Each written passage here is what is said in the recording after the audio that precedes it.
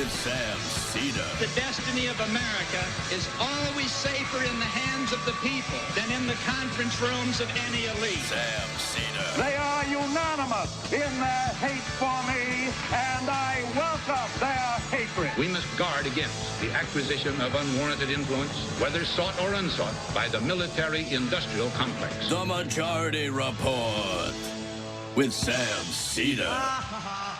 Ever get the feeling you've been cheated?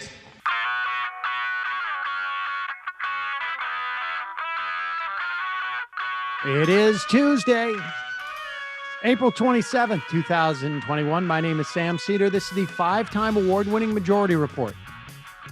We are broadcasting live steps from the industrially ravaged Gowanus Canal in the heartland of America, downtown Brooklyn, USA. On the program today, senior editor at Mother Jones Magazine, Michael Mechanic, on Jackpot, how the super rich really live, how their wealth harms us all. Meanwhile, U.S. pledges to share 60 million vaccine doses with the world. Joe Biden signs an executive order raising federal contractors' minimum wage to $15 an hour. Census releases its data. Rust Belt takes the biggest hit on congressional seats, but New York lost one seat by 89 people out of the 20 million in this state. Cuomo's failure to take the census seriously is blamed. California recall effort hits its threshold. Gavin Newsom will face, amongst others, challenge from Caitlyn Jenner and Mike Cernovich. DOJ to investigate the Kentucky Police Department in the wake of the Breonna Taylor killing. That brings to 2 the number of police departments under active investigation by the Department of Justice. Earmarks return to the Senate spending bills as Joe Manchin seems to foreclose just about everything. Biden administration under pressure is now reconsidering returning to the 65,000 refugee cap. Maybe a little more pressure. Maybe they'll consider double that or triple that. Lastly, DHS to undergo an internal review of white supremacists in its ranks. Nice. All this and more on today's Majority Report. Welcome, ladies and gentlemen. Thanks for joining us. Joining me, as always, Emma Vigeland. Emma, how are you? I am doing well, Sam. How about you? You seem to be handling the end of the Knicks streak quite well. I know you want to go into how who is it that they were playing? They're playing the Suns, and you just I mean, they're one of the 3 best teams in the West. I know LeBron's still not back, so yeah, the Lakers will have their own day in the sun, pun not really intended. But Chris Paul is just there's not much you can do down the stretch when he's that clutch. It's unreal at this late in his career. None of that made any sense to me. Had no idea. All I heard on the radio was the Knicks lost, and I knew you'd have a reaction to it. But I know all the other stuff. And I mean, I know the Phoenix Suns. I know. I know they exist as a basketball team. But he's in those State Farm commercials. I'm not familiar with that either. Okay.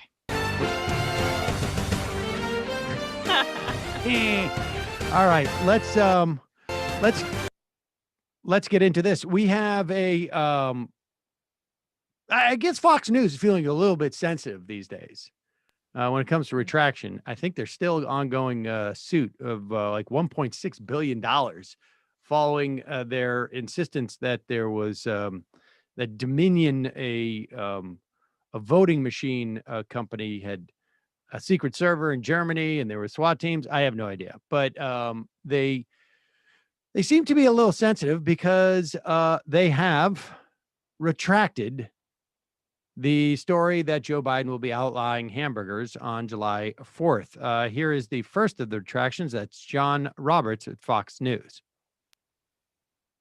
On Friday, we told you about a study from the University of Michigan to give some perspective on President Biden's ambitious climate change goals. That research from 2020 found that cutting back how much red meat people eat would have a drastic impact on harmful greenhouse gas emissions.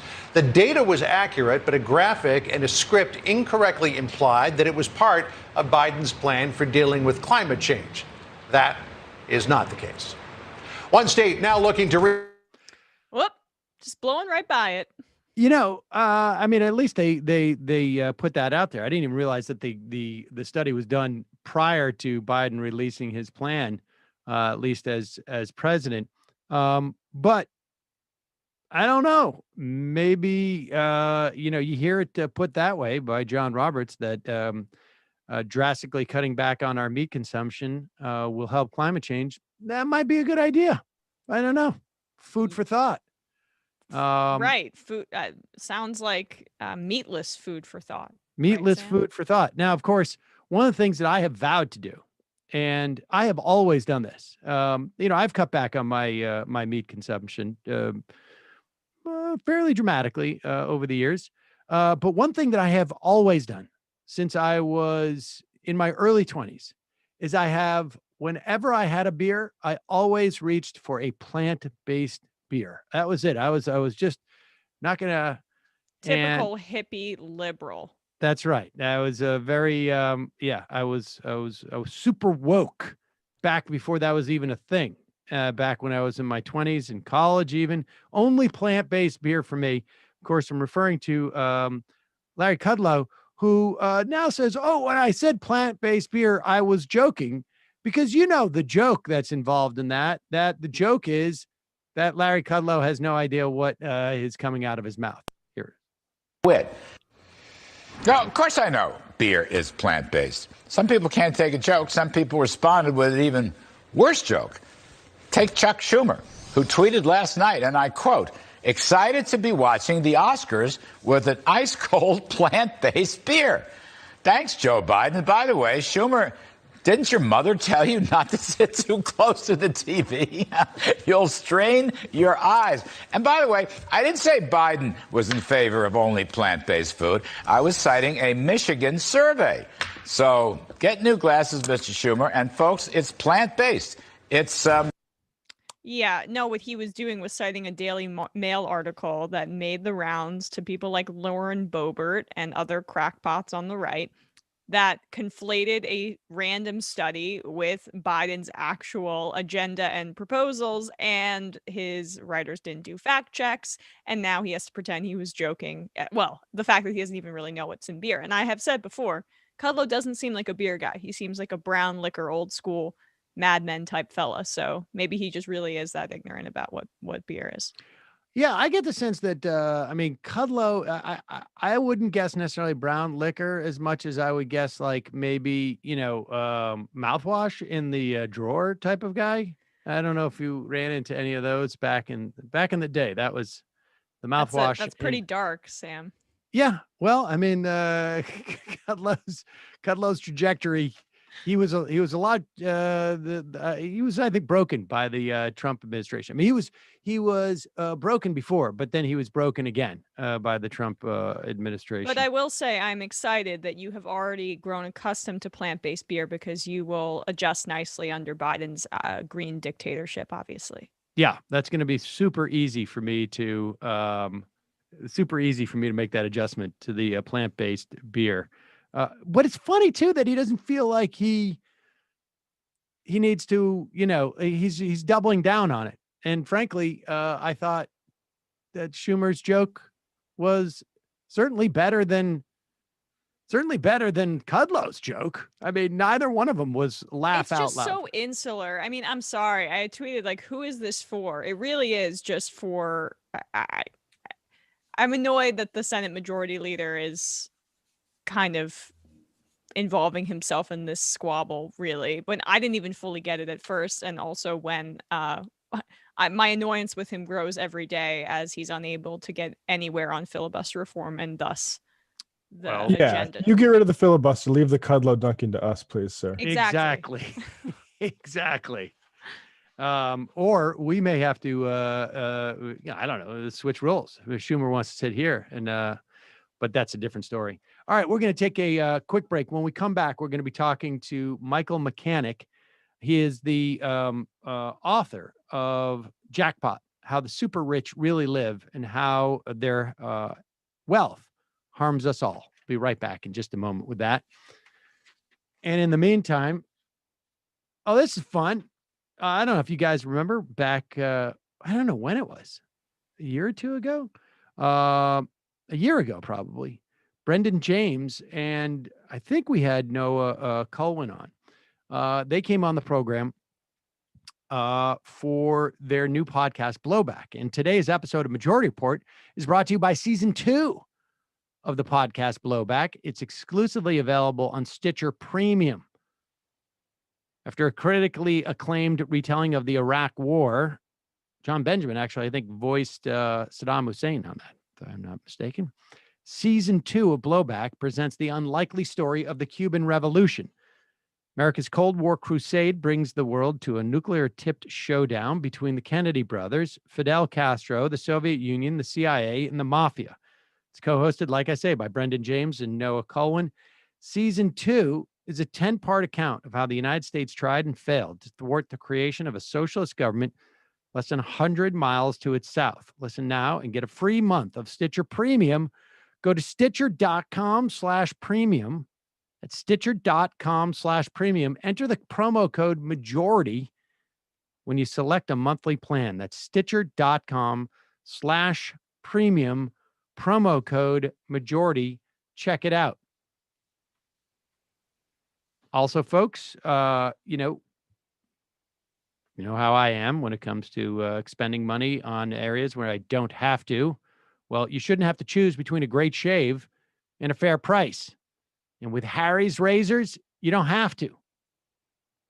For a limited time, Harry's is offering their starter set plus free travel size body wash at harrys.com/majority.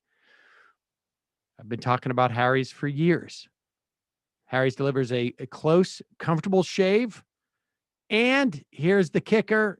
It is less than $2 per refill. So you don't have to go out and mortgage the house to get all those sort of buffy razors that they sell at the department stores or whatever it is, like the big pharmacies. Harry's bought a German razor blade factory. They've been making blades for over 100 years in that factory. And then Harry's design team combined a weighted ergonomic handle with a textured grip and flex hinge. It is a smart, simple razor designed for delivering a close shave along all the contours of your face. They stand behind the quality of their blades so much they have a 100% money-back guarantee on Harry's at harrys.com. Folks, I don't like to shave that often. I'm down to like once a week now. But when I do, it is Harry's always there for me. They have a trimmer blade head, which is good for my nasal challenges. I don't want to go too deep into that. No pun intended. But that has always been. And also, I just like the look of them. The razors look, they're a little refined. They show a little bit of, I don't want to say class, but they're refined. They're not as all buffed up. That's the thing. I hate those razors that make me feel like I'm I should have it on my utility belt or something. And all of their products, the body wash is excellent. For a limited time, Harry's has made their exclusive offer even better for listeners of the show. New customers can get a special offer in a Harry's starter set and body wash at harrys.com/majority. You get the 5-blade razor, the weighted Truman handle, foaming shave gel, and the travel blade cover, and a travel size body wash. There has never been a better time to try Harry's. Go to harrys.com/majority to redeem your offer today. Check it out. And lastly, this is a good idea. For Mother's Day, where you got time, but you're down to like getting a something digital. And here it is. a Mother's Day gift that your mom will actually enjoy not just once, but monthly. It's called Hunt a Killer. Yeah, it's a murder mystery subscription box. And the thing is, you can play it with your mom. Or your mom can play it with her friends. She can play it with your dad. She can play it with her other kids if she likes them better than you. But what happens with Hunt a Killer is that you become a detective in a murder mystery. With each Hunt a Killer box, you sift through documents, you get evidence, you get audio recordings, you get case files, sometimes pictures, you eliminate suspects, you identify murder weapons, you crack the case, you catch the killer. It's like an escape room delivered right to your door. I mean, it's sort of like a much more sophisticated game of Clue, or it's like you're watching a murder mystery and you get to actually join in. And Hunt a Killer's got a spoiler-free community with thousands of members. You can go there and you can test theories, et cetera, et cetera. Part of proceeds of every box goes to the Cold Case Foundation. It's an organization dedicated to helping with real-life cold cases. Mile and I did that. What was that called again, Matt? The theater one. I can't remember the title of it now. I'm having but it was a case, a cold case from the was it the 20s or the 30s? Just somebody who was selling a theater found all this evidence about this case, and so it brought you back into time. They're not all timepieces necessarily, but this one was really fun. It's hard, it's challenging, keeps you engaged, and for those of you who got kids, keeps them off of their screens for just about, for even a couple hours a week is fantastic. It's great for Mother's Day. Like I say, it's a great way to keep in touch with your folks and your mom, month in, month out. Right now, you can go to huntakiller.com/majority, use the promo code majority for 20% off your first box. Again, make sure to use the promo code majority for 20% discount. You'll be answering the question, do you have what it takes to hunt a killer? All right. Want to welcome to the program the senior editor at Mother Jones, author of Jackpot, How the Super Rich Really Live and How Their Wealth Harms Us All. Michael Mechanic. Michael, welcome to the program. I'm here with Emma Vigeland. Thanks, Sam. Good to be here. So, all right, let's just start. Like, how did you decide to engage in this project? It's a fascinating world in which these folks live in, but it's also, I don't know, sometimes I find it gross, frankly. But how did you decide to look into this, and what was the idea behind it? Well, I had the initial idea like 2 decades ago. I was just sort of thinking the way we get obsessed with big lottery winners and sort of what happens to them, and the conventional wisdom is that their lives are ruined by it. Well, what really happens to them, and have we ever heard, deeply from them about this? So I thought he'd write a book called Jackpot, and each chapter would kind of be the experience of a different person who had come into great wealth. And that was really impractical because I didn't do it. It was backburnered. It was one of those kinds of ideas, but it would have been impossible because lottery winners, they go completely off the radar. They cut off all communications with the outside world pretty much. They're not going to talk. There's no way you're going to get enough to fill a book, certainly. And so I kind of put it on the back burner. And then one day I'm at Mother Jones, a literary agent calls me up. He'd been reading my stuff and liked it. He said, "Have you ever thought about writing a book?" And I said, "Well, actually, yeah." And we talked about it, and we kind of fleshed out the idea to kind of look at wealth obtained in various types of ways, not just the pure luck, but the building a company and selling it, or making a prescient investment, or things like this. There's a lot of different flavors of coming into wealth. And it seemed really timely now because we're at this moment of incredible, staggering wealth inequality in this country, and our system is set up to make that happen. essentially. So we decided it would be a good time to investigate that phenomenon. It's interesting. And well, do me one favor. Will you move your microphone away from your shirt there for a moment? All right, Yeah. is it rubbing? Yeah. Yeah, we're getting it rubbing in there. And so let me ask you this about the people that, because, and we'll get into this, because you talk about like the money is the concentration of this wealth, and we'll get into that part of the book, is has horrible impacts on society in a myriad of ways. But it also hurts, or at least the people you're talking to, there's a lot of problems that they go through. Nobody makes the argument that it's better, that it's more fun to not have money necessarily, but the money, and I'm not convinced that necessarily a certain amount of money can't buy them happiness, but it does create certain psychological issues. But I wonder, do you think that also was skewed insofar as who would provide you access? In other words, yes. I mean, if I'm ambivalent about the amount of money I have and it's causing me problems and I want to tell somebody about it, you come along, I'm going to say yes. But if I'm one of those people who's like, I'd rather people not know exactly what I'm up to because I'm fine and I might not talk to you.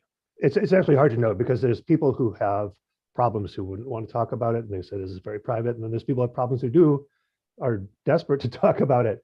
But the fact is, it was hard to get people for this book because, money being such a taboo subject in our society. I mean, we love talking about it, but we don't like to talk about our own personal financial situation. It's like talking about your sex life, actually worse, right? So I got a lot of rejections. I mean, every billionaire puts you through their PR team, and the PR team says, "What's the upside to us?" And it's hard to give a good answer to that question.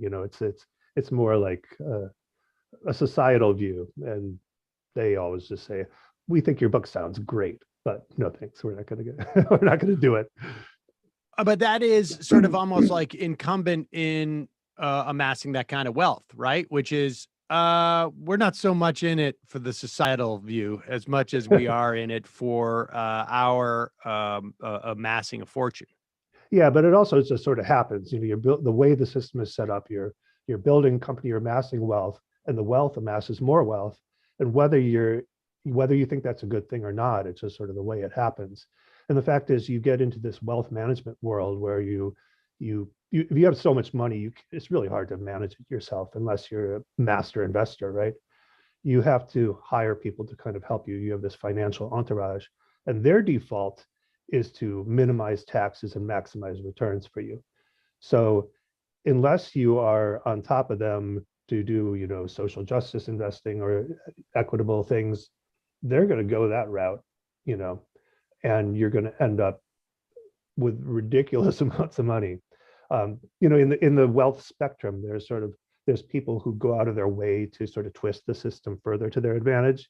And then there's people on the other end, like the patriotic millionaires, who are actually lobbying for more equitable tax policies and things like that. But most of the people are just sort of doing their thing in the middle. It's not they're not necessarily bad people, but they have a lot of money, and that money is growing and growing. And sometimes they express some guilt about it. But I had one guy say, it's funny, I feel like I should be paying taxes and people should pay taxes. I believe in that. I think government has a big role. But then I go and I talk to my estate lawyer, and we're talking about how do I shield the most money as possible. He said, it's this weird disconnect, because when it comes to your own situation, all of a sudden, hey, that's my money.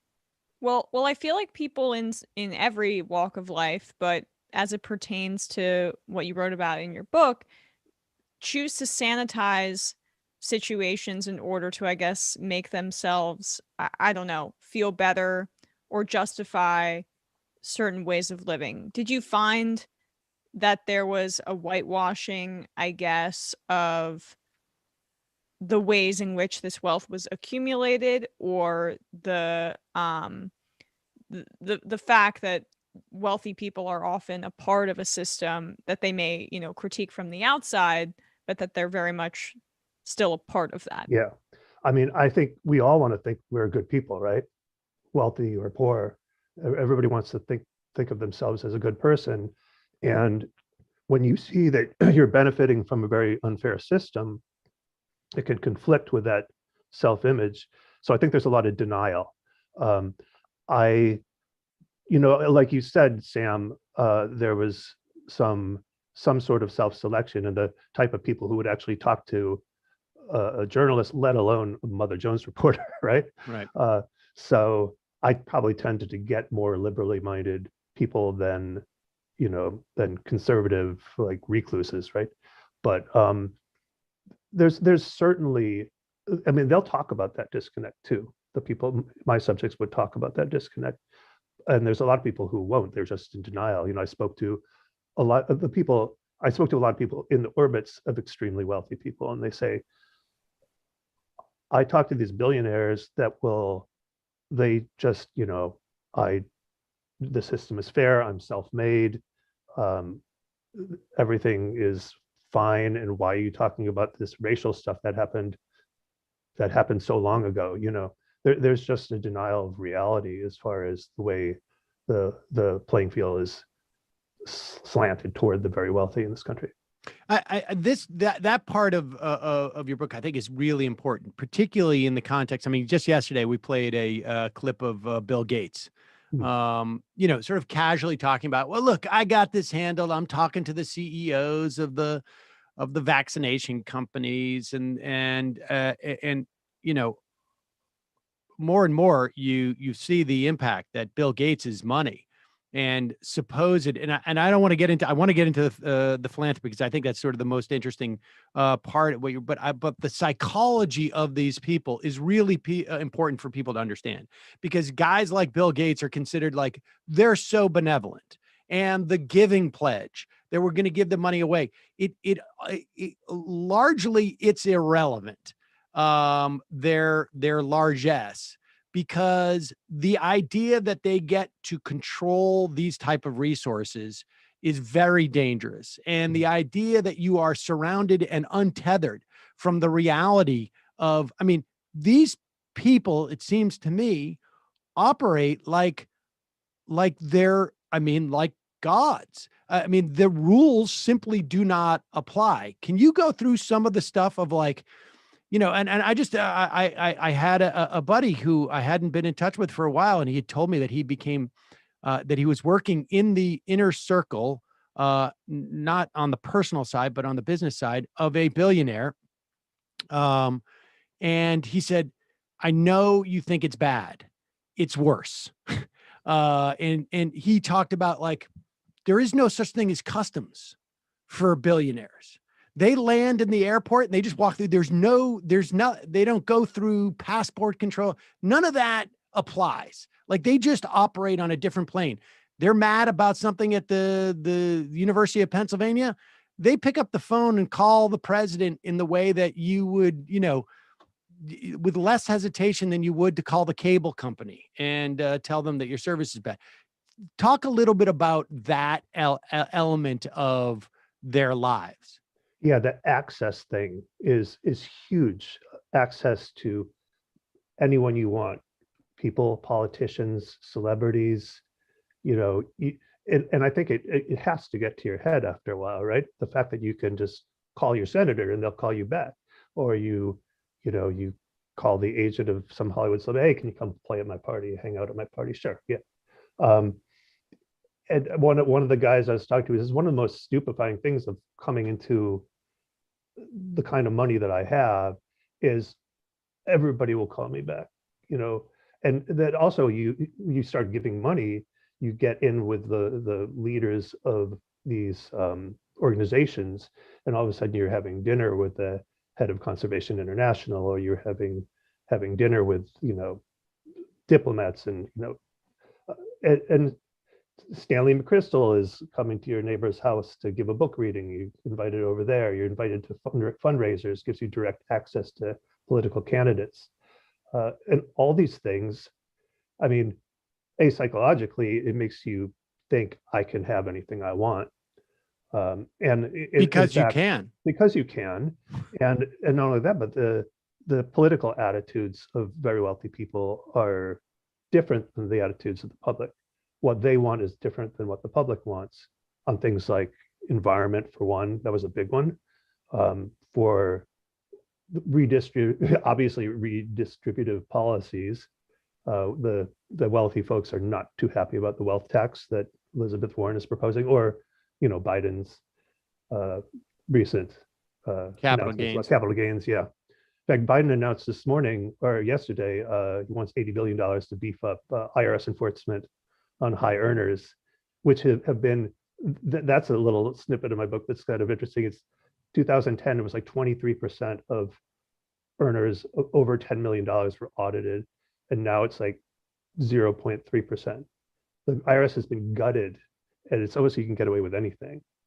And how aware? I mean, obviously the accountants that a billionaire, let's say, or 100 millionaire hires, they're all aware of this, and so that changes their behavior, right? Like 10 years ago, I wouldn't have taken this deduction or whatever it is, or I wouldn't have created this financial vehicle because there's a 1 in 5 chance that we're going to get audited.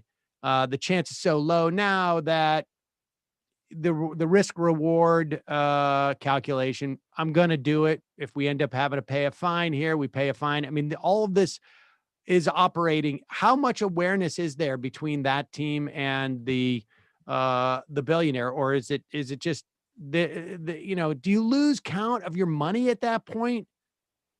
I think so. On the other hand, the billionaires these are all mostly business people. Some of them are inheritors, but many of them are people who have built companies. So they can be a little bit micromanaging. They want to know what's going on with their finances. But yeah, the tricks that they're pulling, the tricks that they're pulling, even if they get challenged by the IRS, there's like this special tax court that none of us have ever heard of. And they send their lawyers to this tax court, and they usually can work out a deal, even if what they're doing is really quite fraudulent. And there's some cases of hedge funders and Wall Street banks recently doing something called basket options, which I didn't put in the book, but it's a total fraud.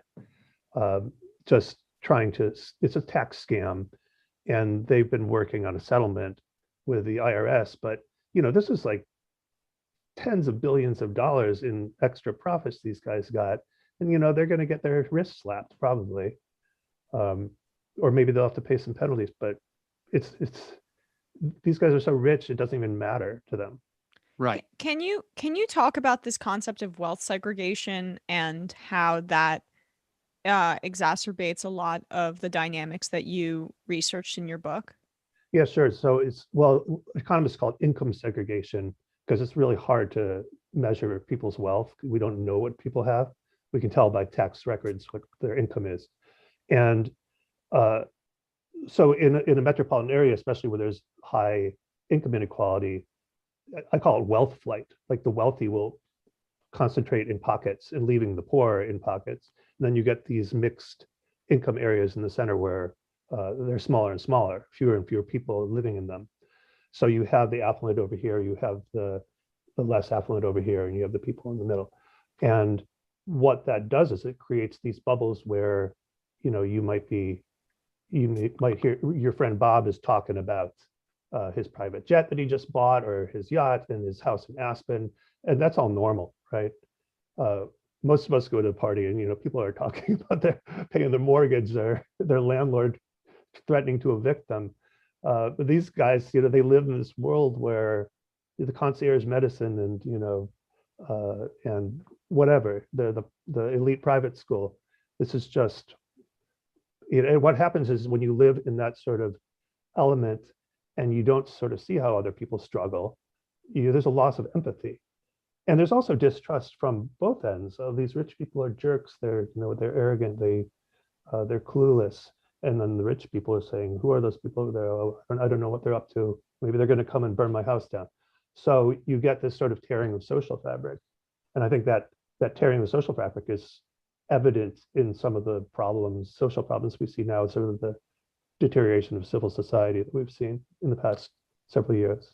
It reminds me of the complaint about the idea of a free college option, like that it would be horrible if a millionaire or billionaire's kid went to a free public college with everyone else, like as if that would be not. I mean, I would pay extra for that happening in society. Yes, It would be great. healthy. But I want to just like focus on this before we move on to sort of like a couple other things. Is this this notion of being cloistered there and what it does in terms of the empathy. A longtime listener of this program told a story about Robert Rubin in a car.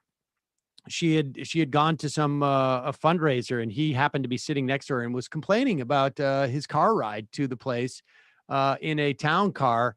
He apparently got on the phone and called the mayor's office, got the complaining about the traffic. And she asked him, "Where were you?" And he goes, I don't know. I mean, he's in Manhattan, has no idea. He's complaining about the traffic, but he does not even where he is. Like, they're living on a totally different plane here. And you talk about this sort of being cloistered. There is this concept of acquired narcissism, which, and I have no experience with people of this kind of wealth, but I do have this experience with people who are, famous, who have achieved this level of fame, and you are in all of a sudden a bubble, and the ability to assess like what people just go through in their daily basis is just, it's just gone. And that has to inform everything you do in terms of your politics, right? I mean, were there people that you spoke to who you felt like thought they were really in touch, but completely oblivious?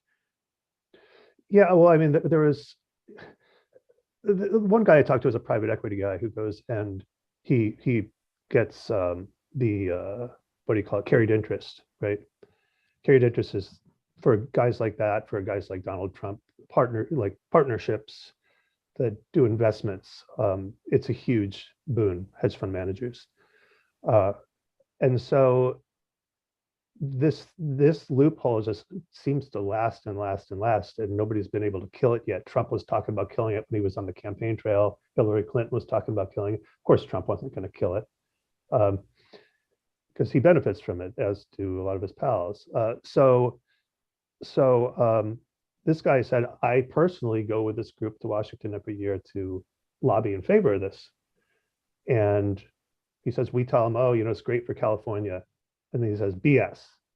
So he admitted it. He admitted that like it is BS. But he also said, I think he thinks the economic system is fair.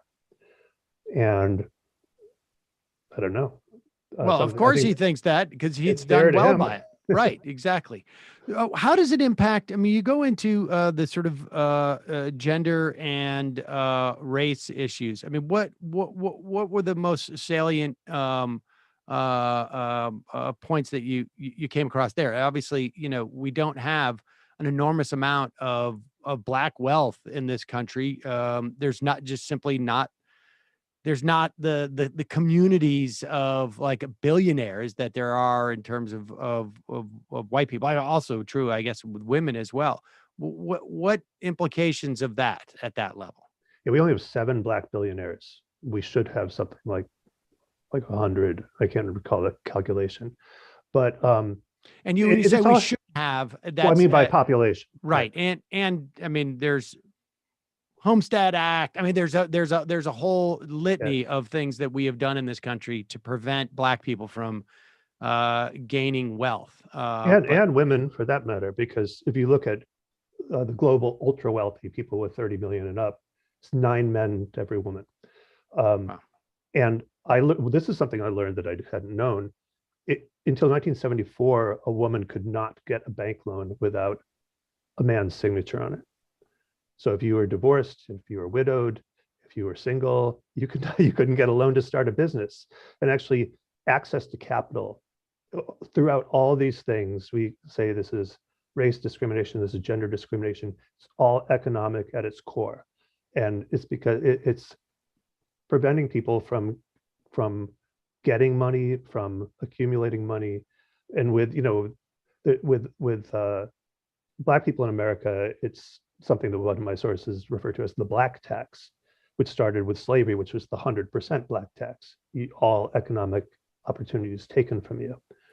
And then after that, you talked about the Homestead Act. The Homestead Act started at the end of the Civil War. It's the biggest public to private land transfer, or actually wealth transfer, because land was the wealth then, in American history. And they gave away 160-acre parcels to anyone who would go and improve on them. But black people, the law didn't say black people could do this. But in reality, the way it was structured in the time and the difficulty of black people in getting around and access to the process, it was something like 1.4 million white families and only 5,000 black families got land. And that land was the basis of intergenerational wealth. That's what you left to your children. So that was a huge thing. You have all these things throughout our history where the federal government has boosted white wealth and left black folks on the side. The housing stuff that we all know about, all the federal backing of housing loans. You couldn't get a home loan until the late 60s or 70s if you were black. You were kept out of communities because there were racial covenants. And the white communities were built up at taxpayer expense. The black communities were ignored. And you get some of the same capital issues even now, both if you're black or you're a woman trying to get venture capital funding or trying to get a bank to give you money to start a company. It's much higher bar. Right. And of course, all of this is not to say that there should be more black billionaires. There should just be less billionaires, if any, as far as I'm concerned. None should not exist. At one point, I sat on a panel with, his name escapes me at the moment, but he was a big, I think he owned BET, and he's one of the Robert Johnson. Yeah. Robert Johnson. No, maybe it wasn't then. It wasn't, maybe he didn't own BET. Maybe it was a different guy. It wasn't Robert Johnson. I can't remember his name. But I sat on a panel with him, and he's saying that the Congressional Black Caucus wanted to get rid of the estate tax or something to that effect. And the idea was to build, black intergenerational wealth. And I was like, well, wait a second. That's maybe we shouldn't do it that way because that's just going to benefit you. I can't remember exactly what who he was. Peebles or something to that effect. He was a that sounds familiar. And but nevertheless, so let's move to this question of philanthropy, because we've talked about philanthropy on this program in many ways. But how do these wealthy people perceive of their charitable givings, and why? Let's get into the part of where it harms the all of us. I mean, obviously, the fact that they have more access to politicians, highly problematic. You cite the Gillen's research on whenever there's any type of controversial issue, it is the wealthy people who have Congress decides in favor of. How else does it hurt us? Well, when you have essentially taxpayers subsidize philanthropic giving. Now, if you accumulate money, especially if you accumulate it in questionable ways, you underpay your workers, you fight against policies that would help the middle class and try to enrich yourself, and you amass all this money, and then you give back as some sort of grand sort of salve for some of the problems that you helped to create. It's sort of reputation burnishing. And the trouble is not philanthropy per se, because philanthropy is desirable. There's always going to be gaps that the government can't fill in, that private interests can fill in. However, the degree to which philanthropy is presenting itself as a solution to society's problems, I mean, it gives these incredibly wealthy people incredible power over decisions that affect all of us, and no accountability, no ability to elect someone to make decisions for us. It's just, this guy wants to do this. He has the money, he's going to do it. When Rockefeller went before Congress, the John D. Rockefeller, he was trying to set up the first large general purpose foundation. He had to get a bill from Congress to charter it. He was ridiculed. Everyone said, "Are you kidding me? like, this is just a power grab. You just want to have all this. So he went back to New York State and got it done in New York State. And, and Congress had a chance to actually put some accountability on foundations, and they blew it. And now foundations have very little accountability. They only have to pay out 5% of their total assets every year. That's one of the few requirements of a foundation. But look at the way the stock market is growing. These guys have endowments. They're growing 20, 30, 40% in a year. In fact, the billionaire wealth just from the pandemic, it's gone up $1.6 trillion, 55% since the beginning of the pandemic. So the people on the Giving Pledge, people who signed the Giving Pledge, they're much richer than when they signed that thing. Right. Well, let me ask you this about the foundations. I mean, because to me, these things function, it seems to me, as private governments, completely undemocratic governments, because they have the ability, and I've been harping on it for quite some time. Bill Gates completely altered the trajectory of education in this country to the worse. I mean, by their own assessment. When the Rand Corporation assessed the Gates Foundation and all the Gates work in education 2 or 3 years ago, they wrote, yeah, no, we were wrong. We shouldn't have done any of this stuff. And that's high stakes testing. That's value added measure of teachers. It is privatization measures. And by all accounts, they're doing the same thing with vaccinations. Today, we see that COVAX, which was wholly a Bill Gates sort of driven initiative, is missing the mark. They're going to fail to provide the vaccinations, the meager 20% of they were supposed to provide vaccination for the 20% most poor in the world. They're not going to miss that. And all they've managed to do is to basically prevent the ability of other countries to produce these vaccines. That's, to me, where like the worst part about this. I mean, it's, yes, they're escaping taxation, but on these foundations, the idea that they build their endowments, do they, and they only have to pay out 5%, the money that they build in their endowments, does that actually, does that become a deduction for the owners of these foundations? I mean, if they raise $300 million in the, in the stock market with their endowment, let's just say, and then they deploy that $300 million, we're going to spend $100 million on malaria nets. Do they get credit? Do they deduct that on their own taxes in some fashion, or is this maybe just a far too simplistic notion? Well, they don't pay taxes. Oh, you mean the person who started the fund? No, but the people who started the fund.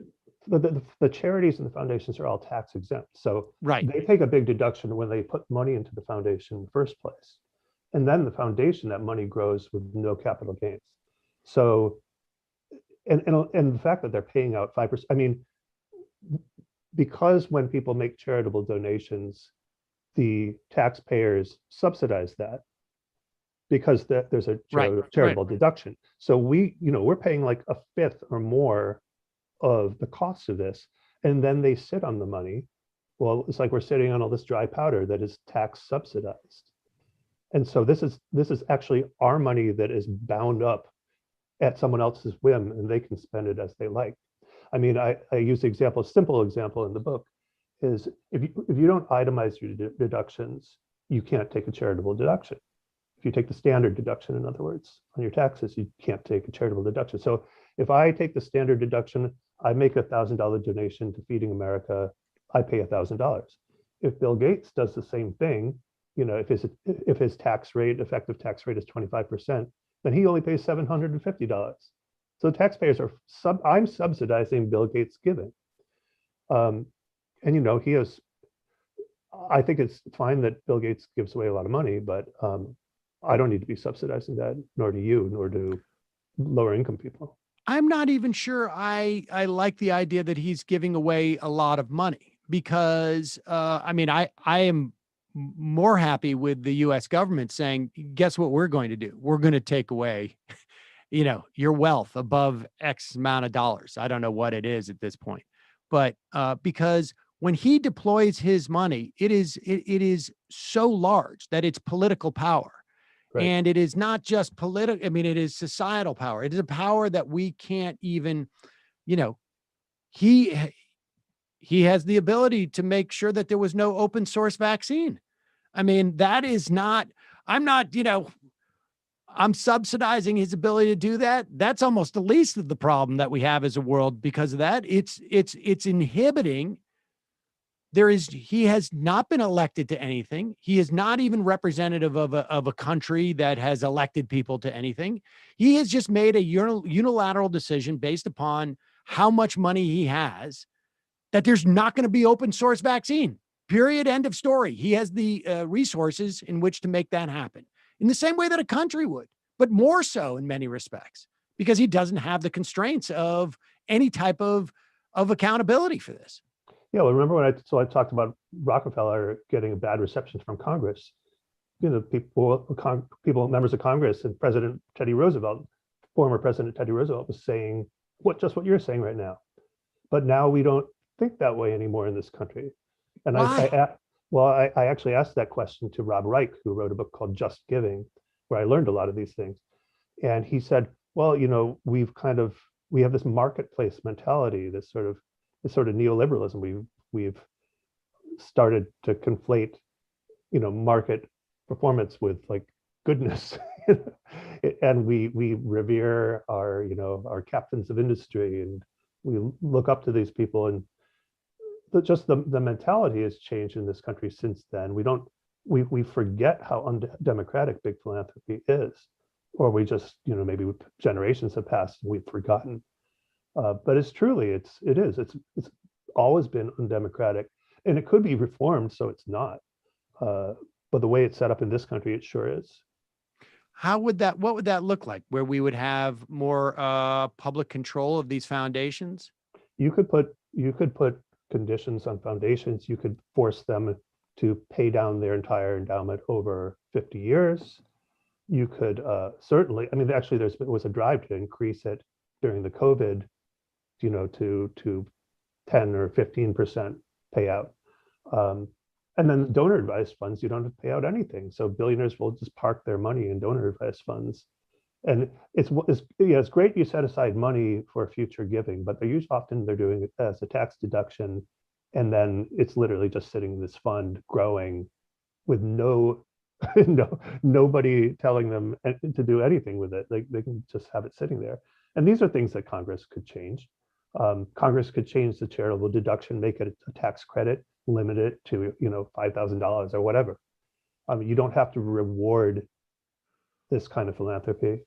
We could also say that for every dollar you make over, I don't know, 3 million, 90% of it goes to the U.S. government, essentially like it did. This is what the tax rate was in the 50s, in the 60s, right?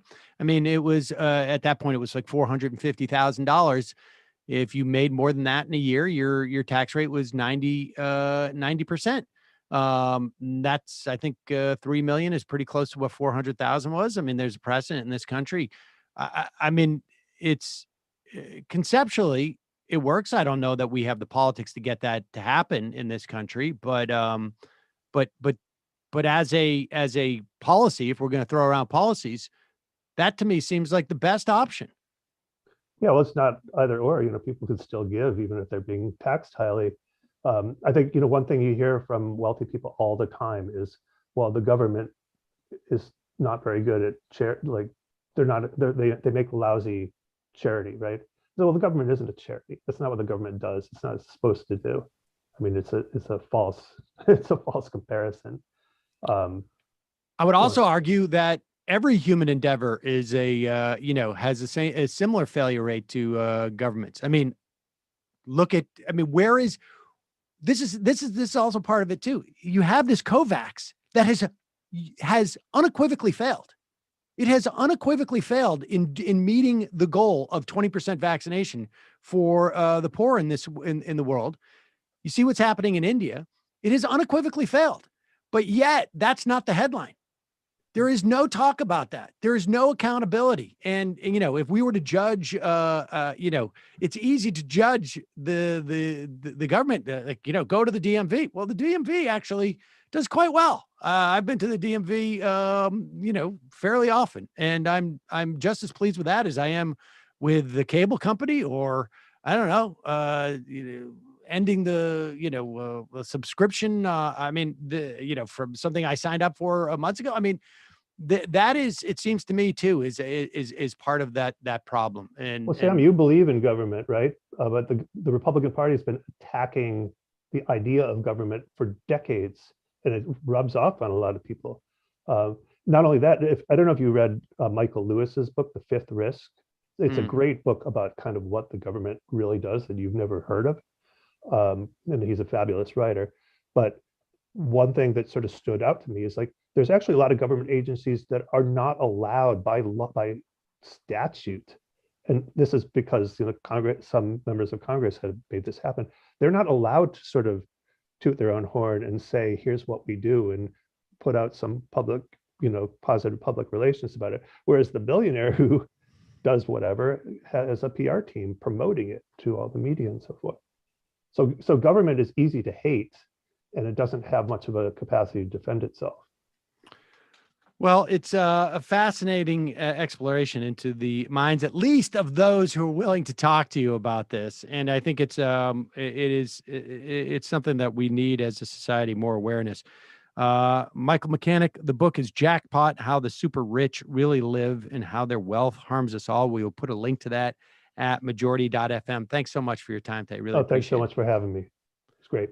All right, folks, we're going to take a quick break. And when we return, let's play a clip. It's just been announced that, we'll play this clip, but there's an announcement about masks that we have that seems to be coming from the CDC. We'll be right back.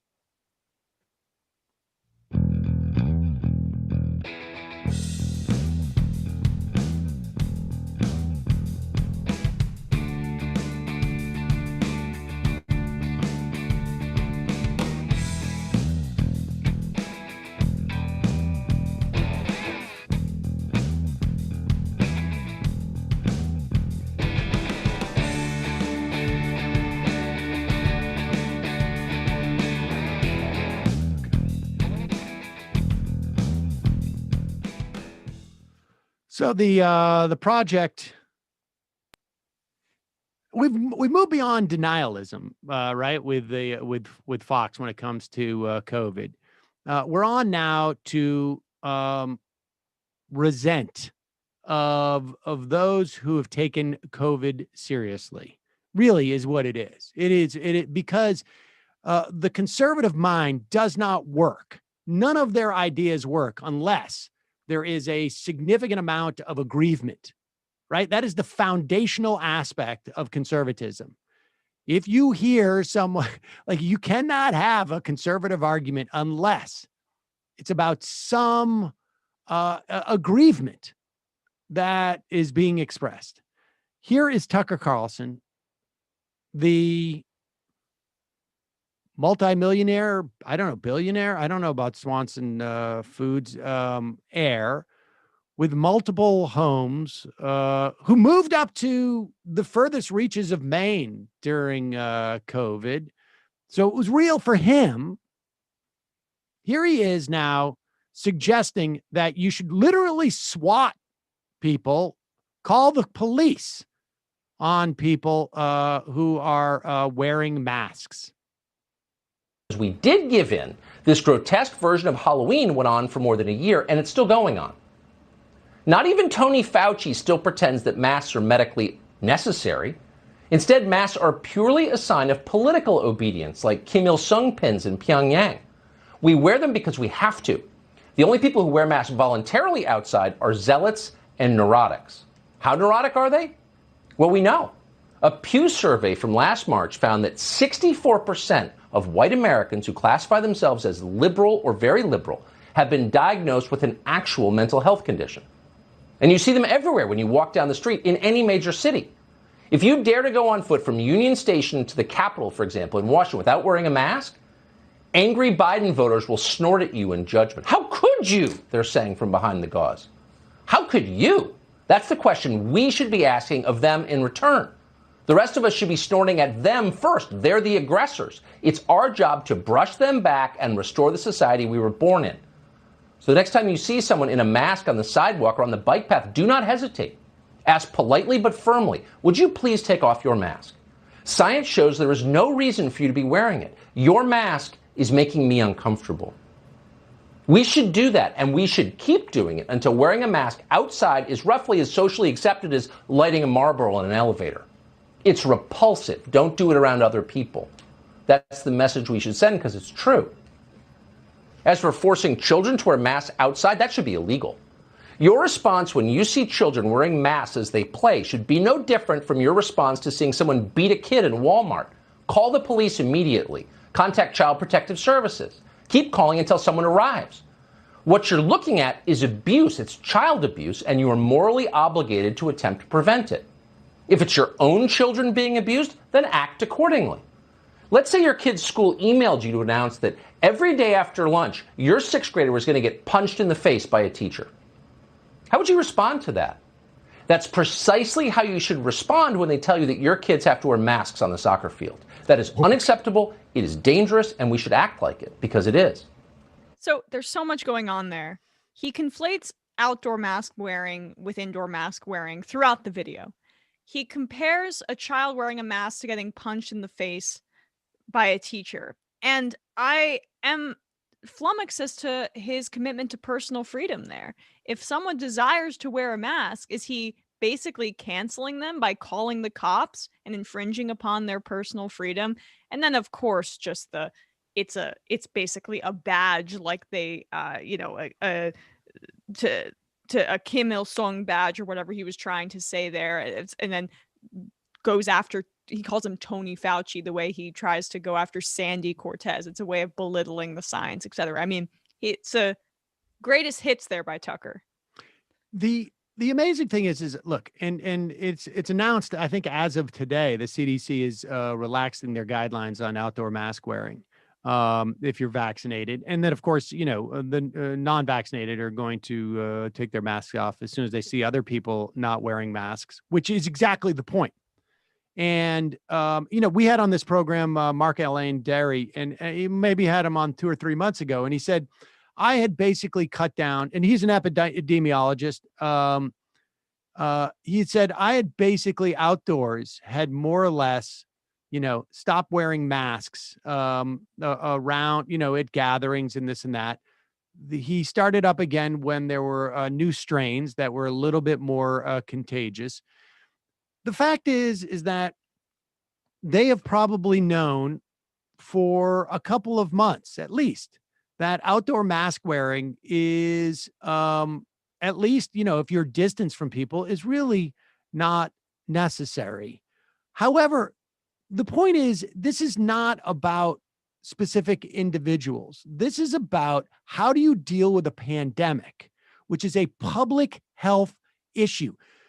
If you want to know what is the efficacy, what is the value of wearing masks outdoors, where it may be unnecessary in terms of stopping transmission outdoors, all you need to do is listen to Tucker Carlson rant and rave about it, because his aggrievement that other people are doing this is exhibit A, that you can have an impact on people's behavior by signaling things. And the impact that medical experts want is that people take this seriously and wear the masks indoors. There is absolutely no, and there was a new study out today that showed that wearing masks indoors inhibits, doesn't totally eliminate, but inhibits the transmission of this virus. They understand now, which they did not understand as well 6 months ago, and 12 months ago, they had no idea, that the virus is aerosolized. Not so much, a function of the spit and the droppings that come out when you speak about, but it's aerosolized, and it is inhibited by wearing a mask. The 6 feet, 3 feet thing, they're going to ultimately find is not as much of an issue because it is aerosolized. Even the screen, that the plastic screen that we have in the office, largely irrelevant, except for the fact that we have multiple filters in the office that was sucking the air, and it was creating a direction of an airflow. This is all, information that has been developed over time, and people come to understand it. But the fact is that during a pandemic, the cost of of erring on the side of less caution versus more caution is dramatic. But we will have more to say about that at other times. We're out of time for today, folks. We will see you again tomorrow. For those of you sticking around, again, I just want to make this point clear that the idea of erring on the side of more caution during a pandemic should be just obvious to everybody. And the fact that these lunatics are now having to move into this sort of notion of like, this isn't about, this is not analogous to the security theater that we have in going on planes, where we get searched to stop terrorists. This is about how do you get massive populations to behave in a way that is ultimately going to save lives during a state of semi-emergency, which is what a pandemic is. This isn't like, if we were going to live with the with COVID at the way it was a year ago for 25 years, and someone could tell you that, it'll slowly diminish. Of course, the response would have been different. But, one of the things, the reason why we lost the pandemic, David Wallace Wells has a great article on this, is because the West didn't take it seriously early enough. And I remember the days at the end of February and early March thinking like, should I be wearing a mask? And I didn't wear a mask until I saw somebody else wear a mask on the street, or two people. I mean, that is just, particularly in the West, we're just not comfortable wearing masks because we don't. In the Pacific, in Asian countries, mask wearing became far more socially acceptable. And that's how they were able to ramp up so quickly and prevent problems early on with COVID. It's because their population knew how to react to it. And here we have the absolute opposite. It's stunning to me that this guy, and he doesn't follow any of the stuff that he's saying. Yeah, he lives his life in a radically different way than any of the people who are watching him. And he knows it. And he is just so, he's so decrepit inside. It really is just stunning to me. And we're going to end up, police departments, schools, if someone's to go around and catalog all the calls that were being made because of what he just did. What a despicable human being. The harassment that he deserves is orders of magnitude beyond what the harassment that teachers are going to get in schools. He said kids wearing a mask is the same as a teacher beating or hitting the child, or if you see a child being beaten at Walmart. It's nuts. It's nuts. This is all about stoking that resentment. Absolutely. It's all just, it's aggrievement. It's aggrievement. All right. We got to head into the fun half. Just a reminder, folks, it's your support that makes this show possible. You can become a member at jointhemajorityReport.com. When you do, you get the free show free of commercials. Plus, now, also, you can pick up the app at majorityapp.com. We're going to try and integrate that in with our Discord. You can go to majoritydiscord.com to join the conversation. We have almost 2,000 members of the Discord in just a matter of days. So check it out. Join the Discord, get part of the conversation. Also, AM Quickie, sign up for that. all of your memberships support all of these different things. The app, the AM Quickie, the Discord, all of it is supported by our members. And all of those things are free for the user. And so check it out. Thank you to our members. Let's have Nomi on. Tell us who's going to be on the Nomi Key show today. She here?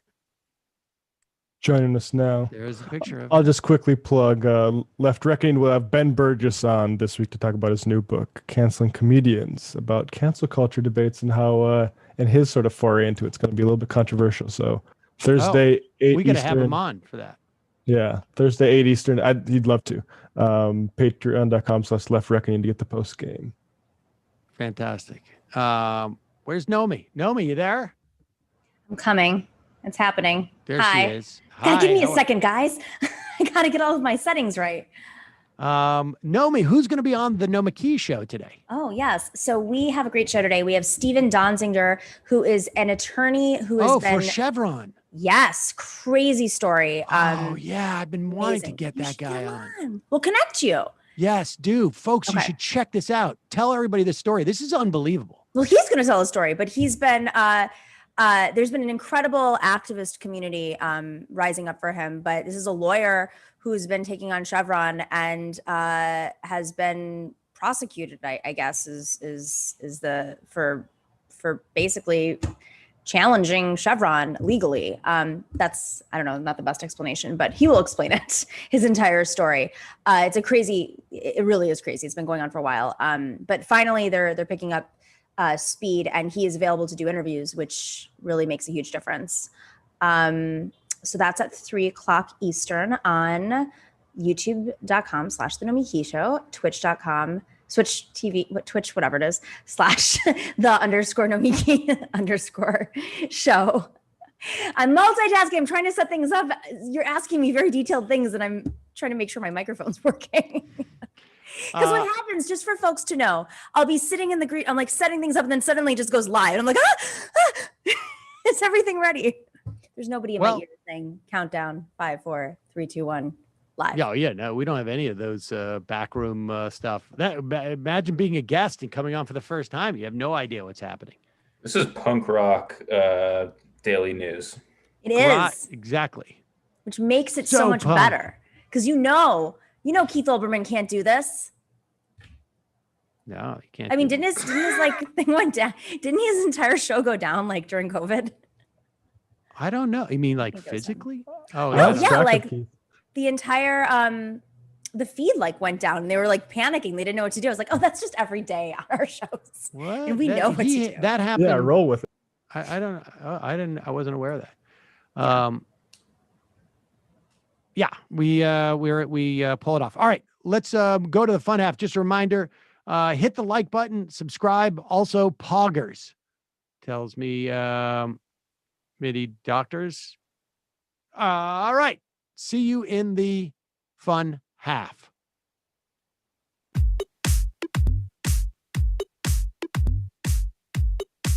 Left is best. Jamie and I may have a disagreement. Yeah, you can't just say whatever you want about people just because you're rich. I have an absolute right to mock them on YouTube. He's up there buggy whipping like he's the boss. I am not your employer. You know, I'm tired of the negativity. I'm sorry. I didn't mean to upset you. You're nervous? You're a little bit upset? You're riled up? Yeah, maybe you should rethink your defense of that, you fucking idiots. We're just going to get rid of you. All right. But dude, you want to smoke this joint? Yes. Do you feel like you are a dinosaur? Some good shit. Exactly. I'm happy now. It's a win-win. It's a win-win-win. Oh, hell yeah. Now listen to me. 2, 3, 4, 5 times. 847-906-501-457. 2, 38, 56, 27. 1/2. 5 8s. 3.9 billion. Wow. He's the ultimate math nerd. Don't you see? Why don't you get a real job instead of spewing vitriol and hatred, you left-wing Limbaugh? Everybody's taking their dumb juice today. Come on, Sammy. Dance. Ooh.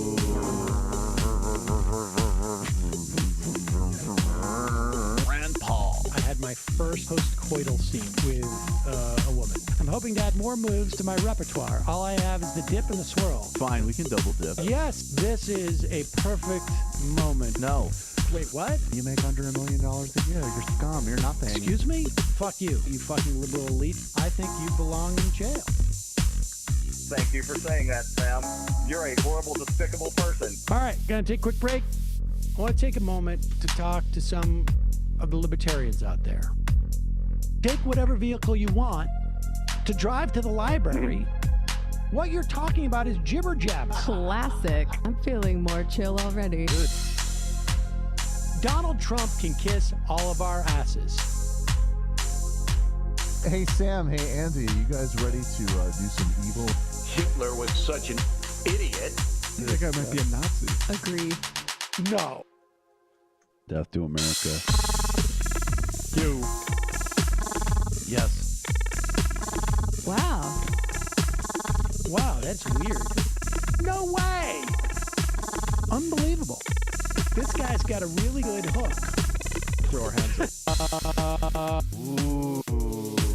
Wow. But Sam, I gotta get off. No worries. Let's. I want to just flesh this out a little bit. I mean, look, it's a free speech issue. If you don't like me, Hey, shut up. Thank you for calling into the Majority Report. Sam will be with you shortly. All right, guys.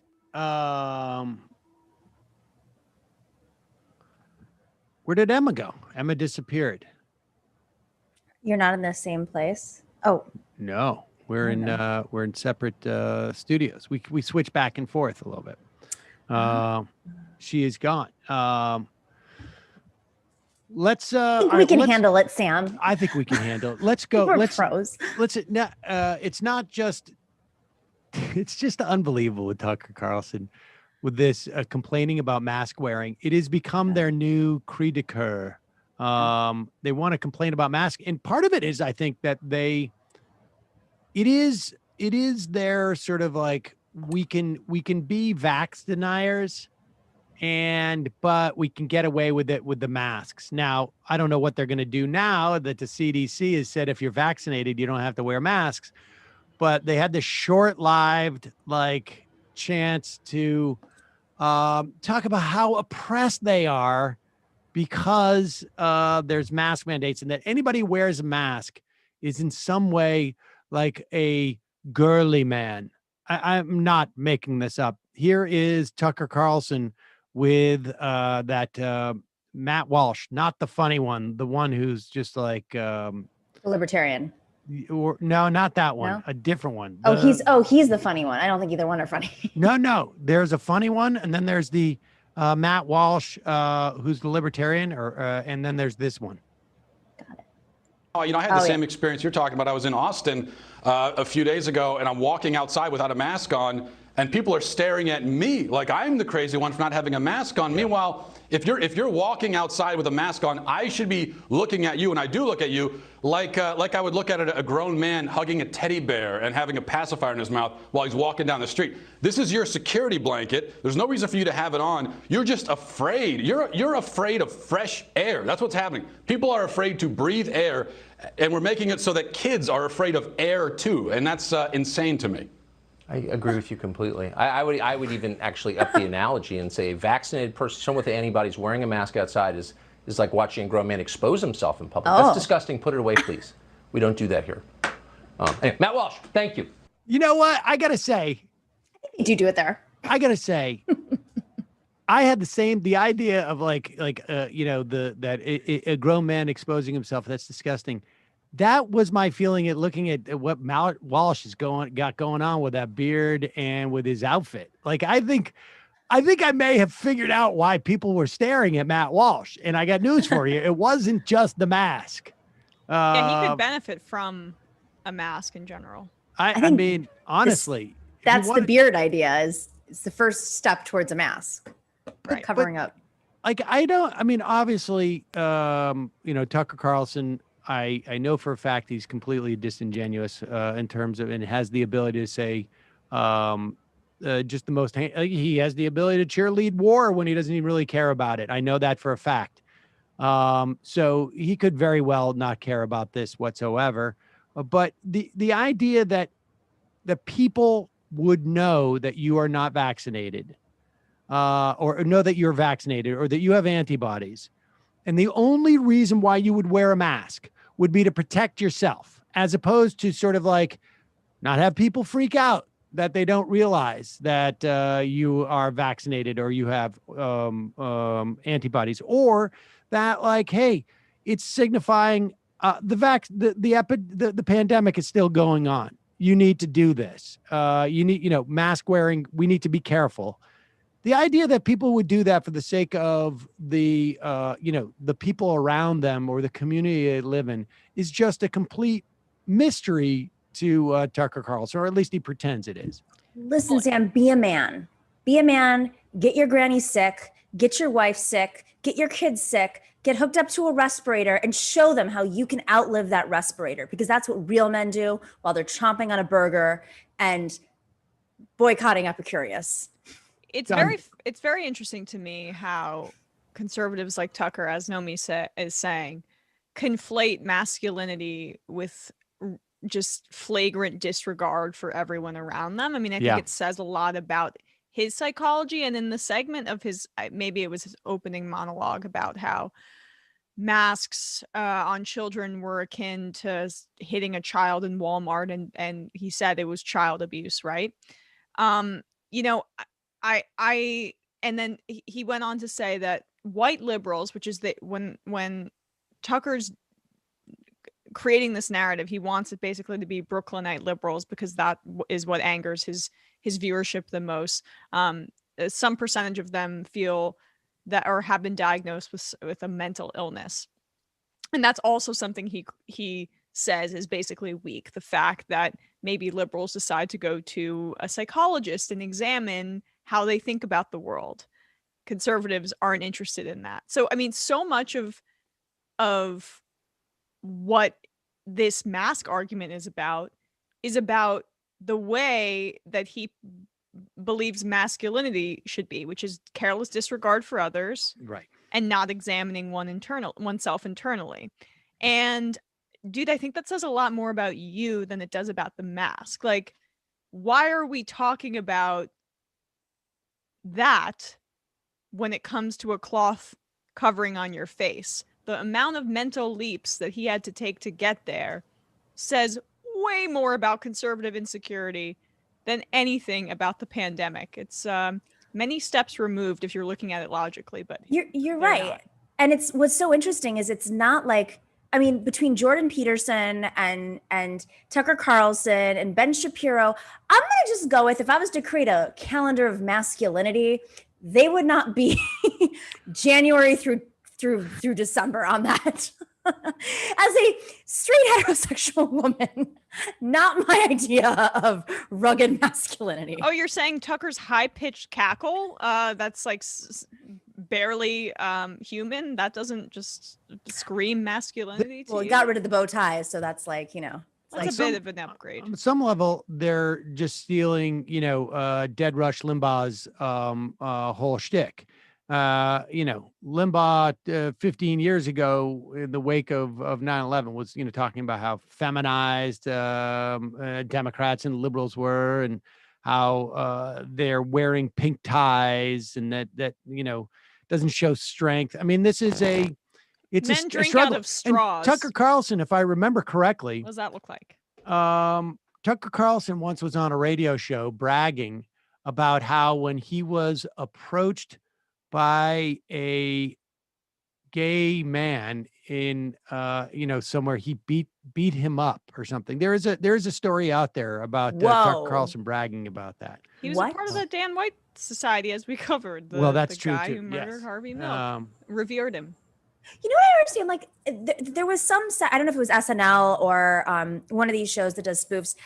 The same men that like go to bachelor parties and like sit around, and they go to strip clubs and hire strippers, and they're all getting off with each other off of, I mean, women. I'm sorry, this might be a little grotesque, but I feel like this is the same type of guy. Like, they have no being in a incredibly awkward situation with like 12 to 20 men, and yet they can't wear a nothing mask.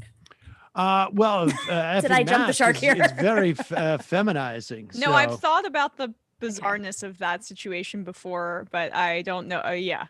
This is not a PG-13 show, is it? No. It is not a PG-13 show. But it just when he said like, we don't do that around here, as he sits in Fox News' studios, where like literally that's what they do is expose themselves to women all day long. Right. The irony course. of that. And well, at least one guy, Juan Williams, had COVID over there. All right. I didn't mean that kind of exposure. Oh, I see what you're saying. Yeah. Let's move to Rick Santorum. He's speaking to young conservatives. This is just unbelievable. This is talk about revisionist theories. I mean, we talk about how there are massive holes in Americans' understanding of history. Here's a guy who's like, not just, he's digging the hole. He is digging the hole. Here is Rick Santorum saying that there was nothing here when white people came to birth a nation. If you think about this country, I don't know of any other country in the world that was settled predominantly by people who were coming to practice their faith. They came here. Not true at all. They were coming here for commodities. Country, and so they came here mostly from Europe, and they set up a country that was based on Judeo-Christian principles. When I say Judeo-Christian, the Mosaic Laws, 10 Commandments, and the teachings of Jesus Christ, the morals and teachings of Jesus Christ. That's what our founding documents are based upon. Weren't many of them deists? It's in our DNA.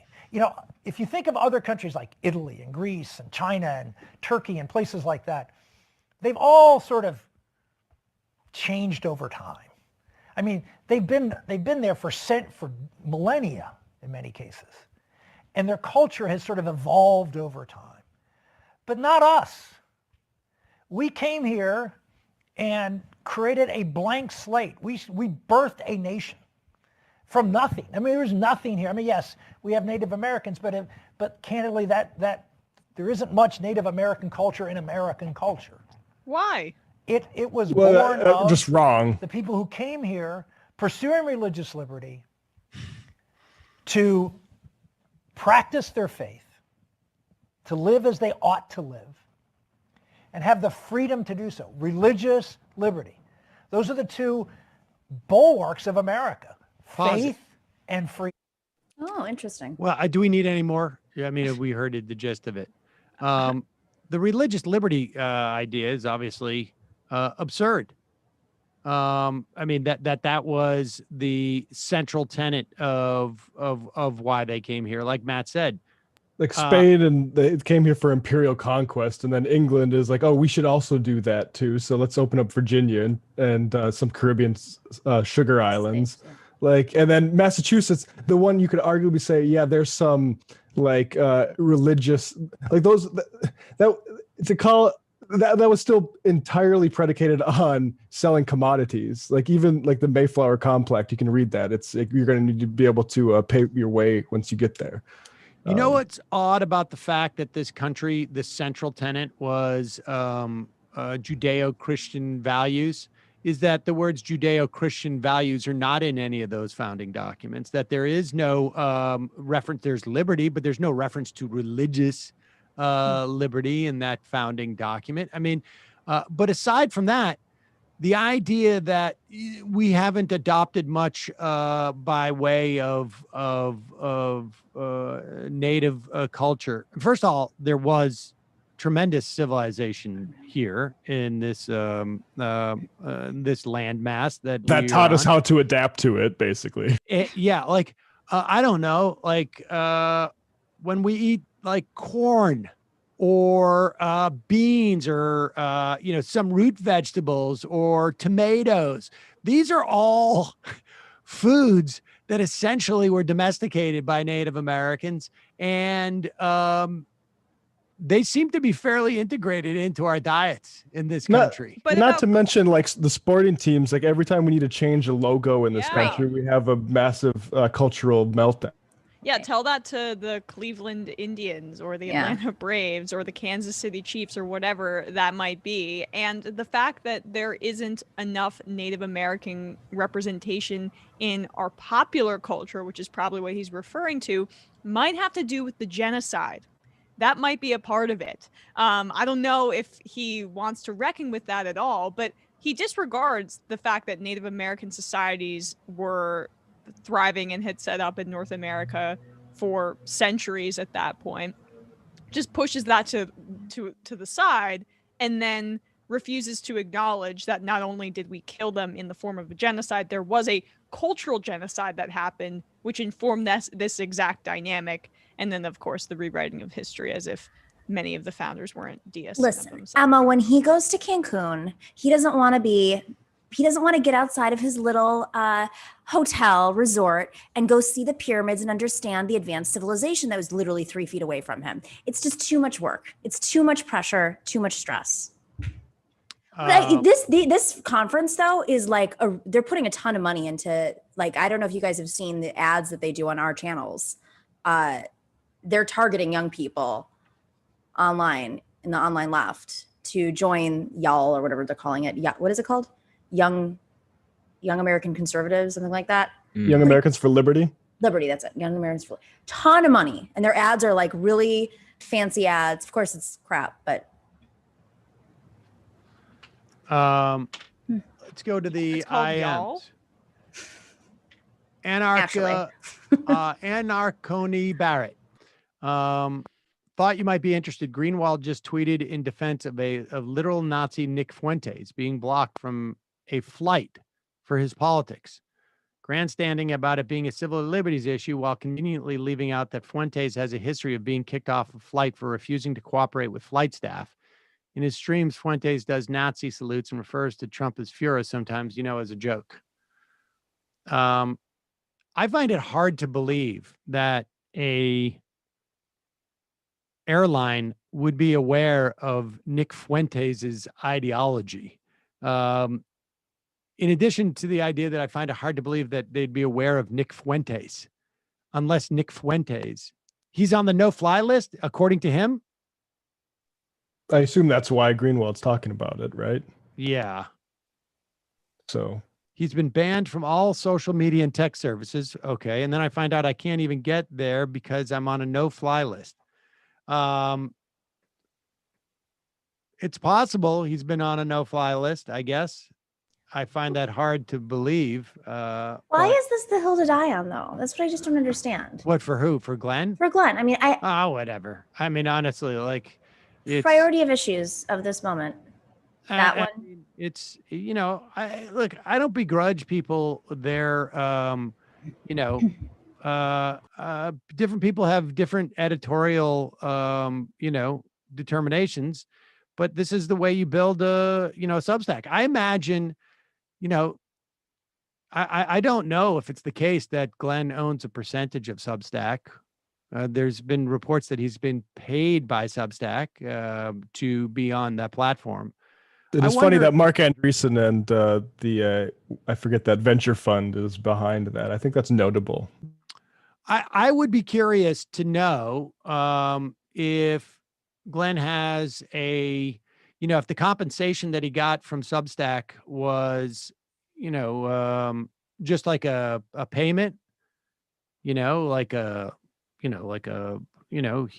X amount of dollars to be here for a certain amount of time, or if he has an investment in Substack, if there's like shares, if he owns part of it or something like that, and he has an active, like, he gets compensated for how well it does.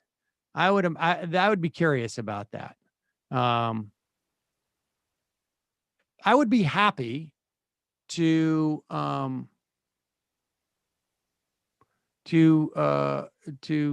engage on that question. I would be happy to talk about like what the nature of our relationship is, let's say, with the Peacock app. And I would happily do that. He doesn't have to give me numbers. I'm not interested in. I'm more interested in the dynamic. I'm sure they're there's value in them. But we are corrupted by the Peacock app. Don't you get it, Sam? And it doesn't work in any other direction. Right. The plume of the Peacock app is the Castle-wide shadow. Castle-wide. Abolish Pelosi. Just your daily reminder that Mike Lindell is a stuttering MFer. Serga Agatha Christie even turned herself into a company to avoid taxes, and then she became her own sole employee. Well, that is not uncommon for at least as an actor. When I was an actor in the 90s, I became an S corp. And An as escort? S corp corporation, S corporation. Enunciate. Yeah, You've not got an to escort. enunciate. I tried for the escort for a while, and that didn't. I couldn't. No judgment. It's all totally marketing. fine. It's all marketing in that business, and I wasn't good at that. And you become a sole. You become a sole owner of a corporation, and you loan out because I would have different sources of revenue. I would work, 2 weeks for this company, 2 weeks for that company. And I was a contractor always. And I don't know about Agatha Christie, but, so that's not a new, phenomena or unique in any way. Till, Donahue Peebles, great long video on the MR channel, approximately titled Sam Seder takes on wealthy Forbes list of plutocrats. That's what it was. It was Donahue Peebles. Yeah. For Dad Man, to spend $1 billion in an average American lifespan, 77 years, you'd have to spend $35,000 per day. I'll never understand why anyone would need more than $1 billion. $15 per minimum wage is $31,000 per year. If you spent that much per day, it would take you 90 years to spend $1 billion. That's nuts. Well, listen, when you have these yachts that have 25 rooms in them, you need to have 150 employees on them full time. There's the parking fees off the coast of Miami. Yachts give me anxiety. Obviously. I've never been on a yacht. I will never probably in my life go on one.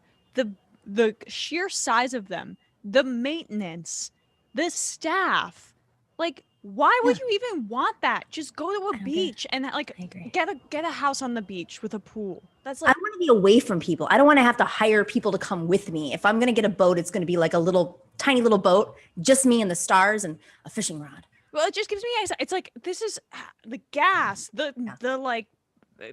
feces Well, you probably on don't the worry. boat. The What? feces on the boat. People are like using the bathroom. It's a floating. You should see what happens in apartments. People use also the bathrooms in the There's apartments. plumbing in apartments. The point is I don't like, but I don't. There's something about it freaks me out. Yachts are good targets for for vandalizing, though. Like vandalizing. Like they did with Betsy DeVos. Yeah. Who has hers on a lake, which seems crazy to me. What? Having a yacht on a lake. Yeah. Wow. Well, is it a Great Lake? Because I can see Lake a yacht. Huron. Is Huron a Great Lake? Yeah, that's a big old lake. Yeah, that's like when you're sitting at the edge of Lake Huron, you think it's an ocean. It's also lame. But agree about the vandalism. But it's also like they use these yachts as tax breaks too. I mean, there's like a whole movement of Silicon Valley billionaires. Wait, what? How does that happen? Yes, exactly. Right. So They live off of the coast? they live Seriously? off the coast, and then there's this whole movement right now with these. It's like the Elon Musk crowd of Silicon Valley. Seasteading. That's exactly it. They're going Right. from place to place. And then there's this one that they're building right now. It's huge, where it has hospital on it. And they're doing things like cryogenics and all the crazy things that make you live forever. And they just rotate billionaires on it. And it's like having an LLC, like 500 LLCs in like one apartment complex in like New York. It's like 700 billionaires live on one yacht, and then they just get to rotate and then do cryogenics therapies, and they all live there. It's insane. Ronald J. Bateman. Hey, guys, with your warranted disgust for Tim Heidecker and his thievery, what would you make would that make you a film buff / Greg head? Left is best. No, I'm not getting into the Tim Heidecker world. God. Emma, you realize that like when people poop on those boats, right? They're not doing it on the decks. They're just. Well, I've never been. No, I don't. I don't know. I get that. No, there's a bathroom. specific deck that you poop on. Right.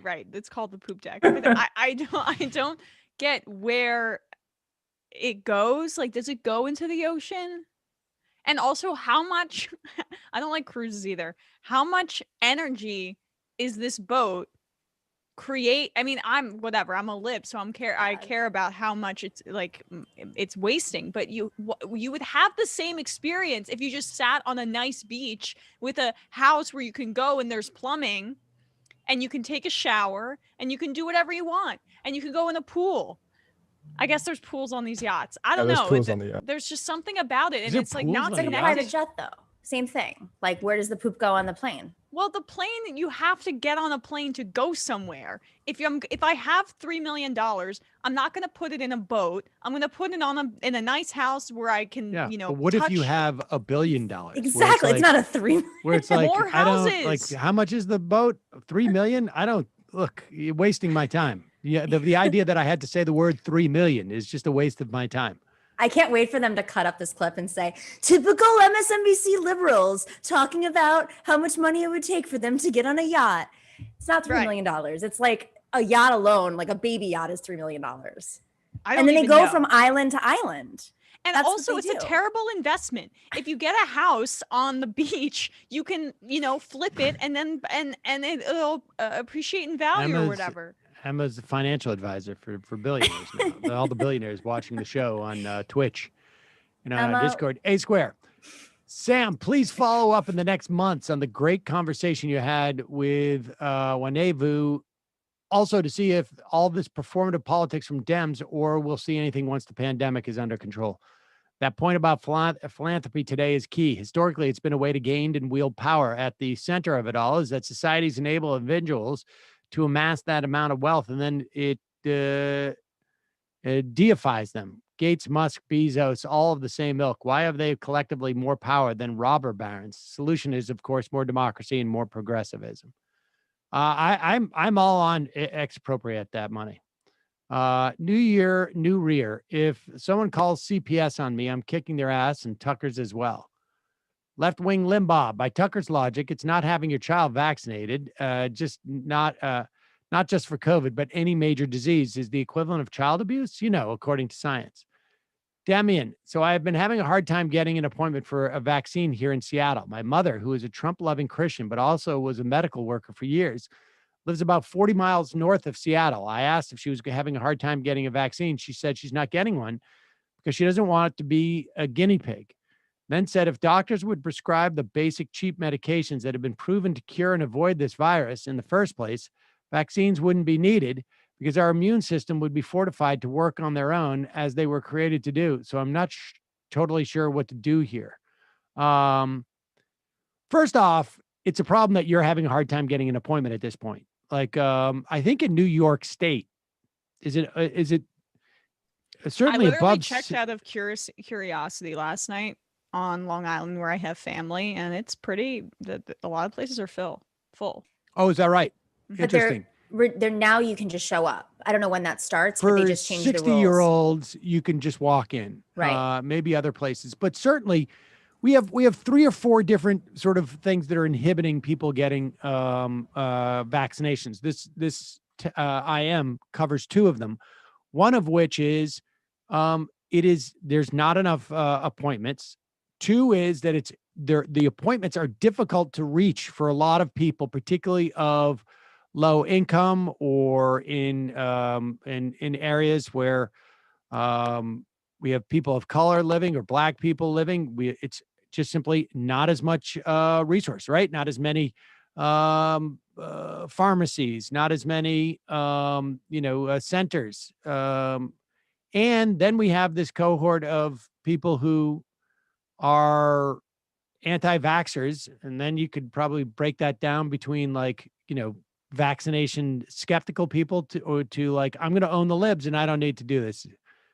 Like, I don't know what your mom is talking about the special things that the doctor could prescribe, but doctors are not making any more money off of the vaccinations than they would on what they would prescribe to you. So I don't know what that secret thing is, but. And because COVID exists, like these pharmaceutical companies aren't taking these doctors to expensive dinners. So they're really just not even getting a free meal out of it either. There's no incentive structure. Train boy, I survived works, the surgery. right? Yeah, I survived the surgery. This is great. Many thanks to the people in our community fandom who reached out to me, an incredible team of doctors I had working on me. Give us an update.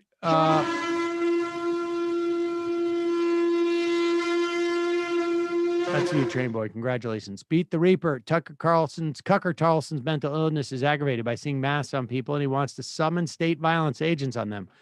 That ends poorly for 12% of the population.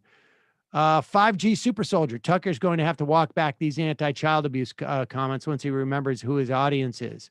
The coincidence of Substack ramping up marketing dollars and Barry Weiss, Glenn Greenwald, Andrew Sullivan, and Matt Taibbi all suddenly developing a moral problem with their highly paid sinecures and starting a Substack within a short time span from one another, when the idea of having a self-funded Patreon independent blog had never occurred to them prior, is a little too naive to believe.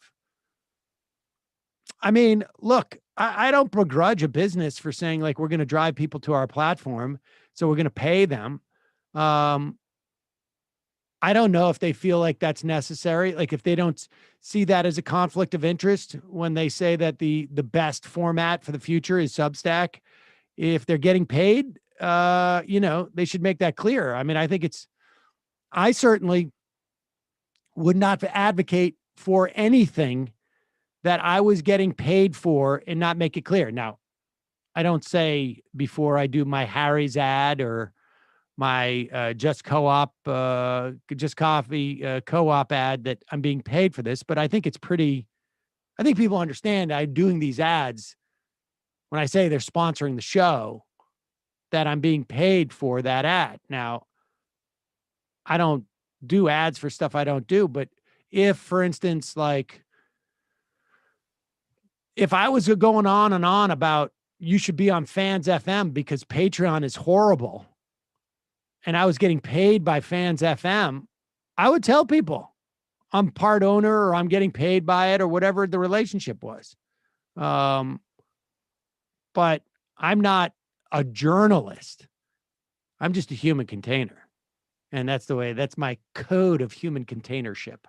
Yeah, if Mark Andreessen, the venture capitalist who said the British imperialism of India was good for them, starts paying me money, I will let you know too. So you have me at my word. It's weird that you said Andreessen, but not Elon Musk. Did Elon Musk invest in Slack or in a Substack? I don't talk about my off the planet arrangements. So. Yeah, right. Matt's always like, we should go to Mars, man. Wonder why. Leave this wokeness behind. I did not know that about Substack, Matt. You're always good at slipping. Look, it doesn't.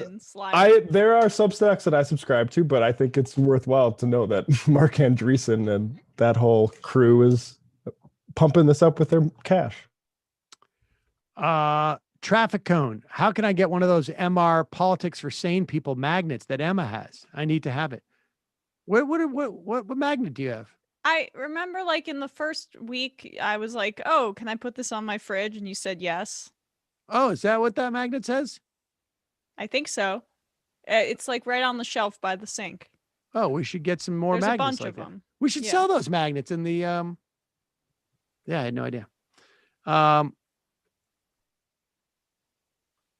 What else should we do? Oh, what should we do? We got a lot of clips here. Emma, anything in particular you want to cover here?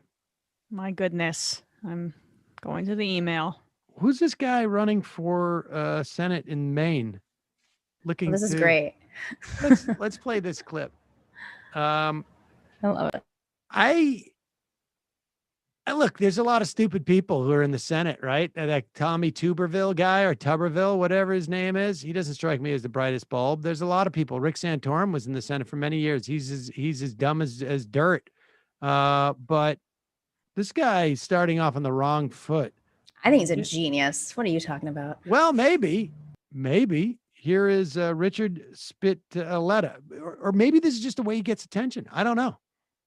My name is Richard Spitoletta. I'm 27 years old, and I'm running for Senate in the state of Maine because we all deserve better. Also, I'm bored and really need something to do right now. Maine is an unbelievably beautiful state. Now, I've never been there, but I've been told that it's absolutely beautiful. And the people in Maine are some of the kindest, most thoughtful, hardworking people you will ever meet. Again, this is stuff that I've heard, because I've never been there. And people in Maine are so tired of being completely left behind.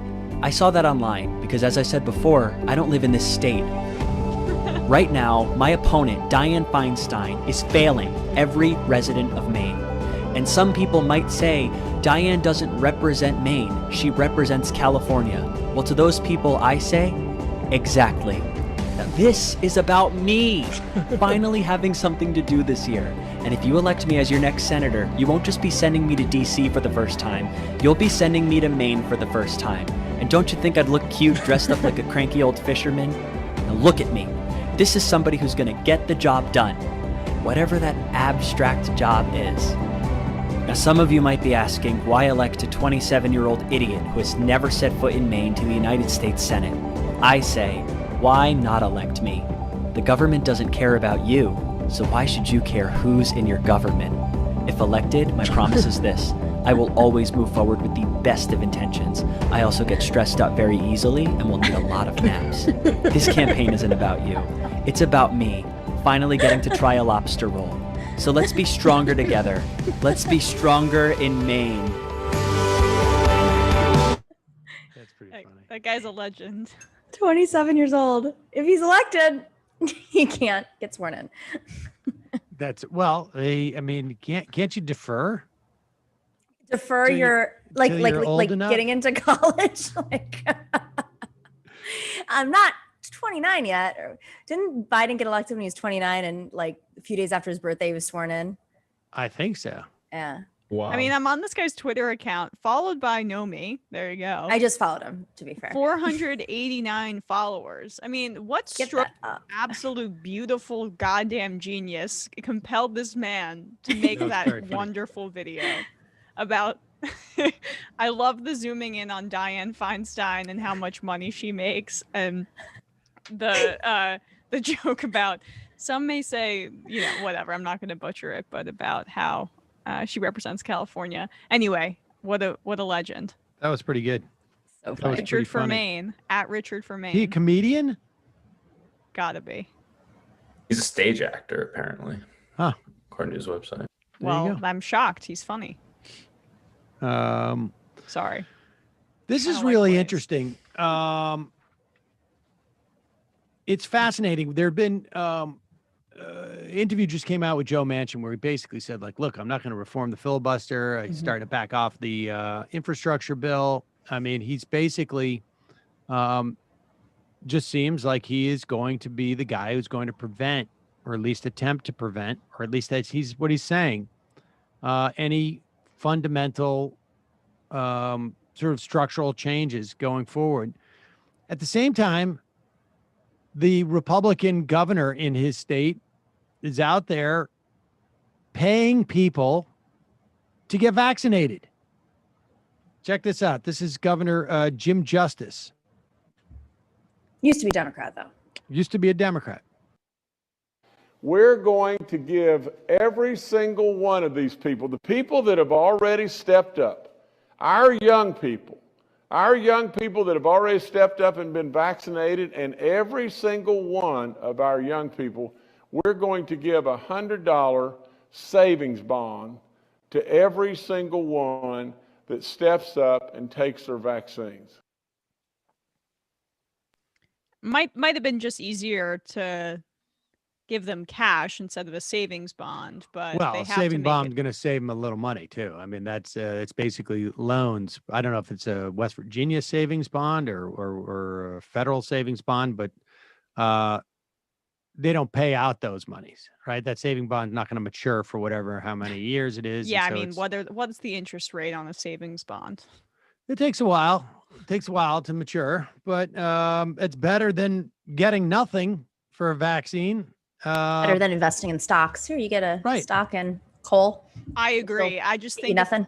I just, I feel like if they wanted to actually, make this a more direct incentive, you could just give everyone who wants to get Sounds good, vaccinated Emma. $100. It does sound good, and I don't think it's that. I mean, I think it's good. Cheaper than pizza. I think it's good. Probably cheaper than pizza.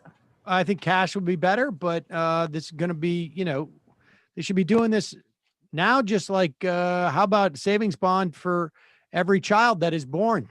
How about that?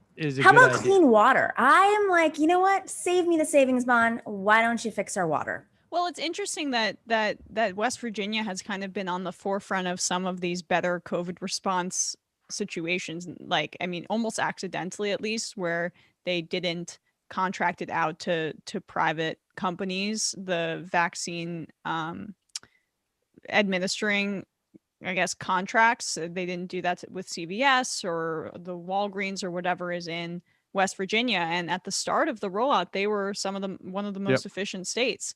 So some odd, I guess, effective COVID vaccine policy coming out of West Virginia. I wonder if that's a result of just the poverty of West Virginia and how many Walgreens and CVS actually, I mean, I'm sure there's Walgreens and CVS in West Virginia, just not as many. Yeah. There's not many at all. And, it's a smaller state. I mean, so the fact of the matter is when you get a state that small, population that small, efficiency is easier. It's just the bottom line, right? There's just not as many. But they did a good job with it. But yes, they don't have the same presence of those chain pharmacies. But it did cut out a lot of, I mean, again, it may have been accidental, but we saw significant issues with the CVS Walgreens types, and at least at the beginning, The Hunchback of Gowanus Canal. I plan on wearing a mask in public ad infinitum. The Western response to COVID exhibits that folks are more or less on their own as far as public health goes. I would be surprised if I don't wear it on a subway for, I'm back to riding the subway now. And I would be surprised if I don't wear it on the subway, going forward. If I forget my mask, I wouldn't wear it on there. But I mean, no colds, no flu. Yeah, I'll do that. Maybe during the flu season, wear a mask. Well, it's also, what I don't understand about this is so much about public health is not just public health information, but public health. 50%, 60% are testing positive when they're testing, and that doesn't mention people. You have to continue this narrative. I don't understand what Biden's strategy is here. I think you can't. I think the problem is this, is that you're at one point, those two messages conflict, right? The message is like, we have now hit in fact, I remember when Meghan McCain had that thing where she's saying, like, in Israel, they're saying, get a shot, take a shot, get a shot. And that was like 2 months ago.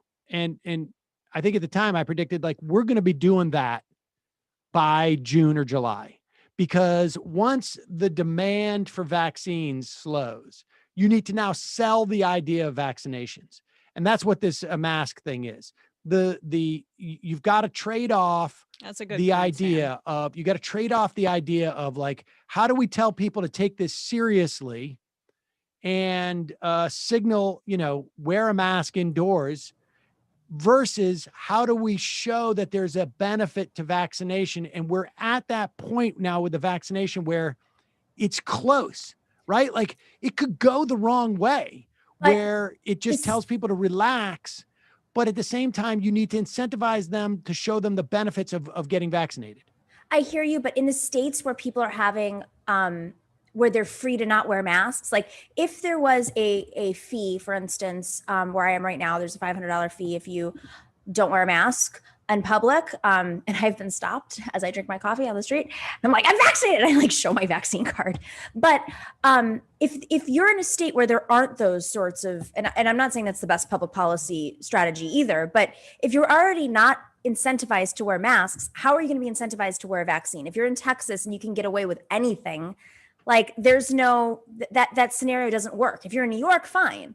But in the red states where they're having issues getting people vaccinated, not access to vaccines, but getting certain people vaccinated, and it's the same people who don't wear masks, it just doesn't work, that logic. But you can't, I mean, the idea is like, you can't, first of all, you can't have, you know, police going up to people and saying, you got to wear a mask if you're not vaccinated. But it's happening. What do you mean the police states are doing? Oh yeah, where I am right now in Puerto Rico, you get stopped. I completely agree with you. But the CDC has rolled it back now. So it's vaccinated and unvaccinated, mask off. Remember those police drones from like the summer in New York City, where in Battery Park, I remember they would go, these drones would fly in the air and yell at people, put your mask on. Yeah. It was odd. Yeah. You have the police dogs now, though. They'll just come and bite you. It's the fake police dogs, the robot dogs. West Texas Dem. I went to a middle school indoor volleyball tournament last weekend in Lubbock, Texas. 250 people in the gym, and I counted 4 masks, including mine. I'm fully vaxxed indoors. Yeah, that's nuts. That's nuts. It's going to be interesting to see where the where we start to see infections rise in this country, if we do. Just some guy. Tucker's also kind of inviting his viewers to get punched in the face. Plenty of folks are going to react dramatically to strangers chastising their parent choices. Yeah, and indeed. Moon in the Lake. Sam poaching everyone else's guess. Rick Santorum still on CNN payroll? Yes, and yes. Hot gay fleshy apparatus. Ben Burgess, although I like him, has had a number of disappointing takes about cultural things, which for some of us are not insignificant. I'm not aware of. We'll be discussing some of that on Thursday. There you go. Check it out. Left Reckoning, folks. Appaneva. When I hear the word wealth, I replace it in my mind with power. Yes, good idea. Adil, you should watch Rising's coverage of COVID in India. Sagar Enjeti seems to be an apologist for Modi, and Crystal doesn't seem to realize that. Eesh. Mollified. Thanks for not playing the E song. Sean from California. I wonder if Tucker would tell his surgeon to remove his mask before he started Tucker's major open heart surgery. Probably not, huh? Judy Ruliani. Sometimes I take a toke when Sam offers Michael the joint in the video. Bullprog is a genius. Never gets old. It's true. That thing is genius. Laura Thompson wrote a great book about heiresses. It would be awesome if you could interview her and see the issue from the female perspective. Majority Report wardrobe coordinator. Tucker's anti-mask rant could have some unintended consequences in places like Florida with brand new anti-riot legislation. Are 3 or more people bothering you about wearing a mask? That's a mob. I can't see what I can't wait to see what the Discord does with all the clips of all this yacht talk.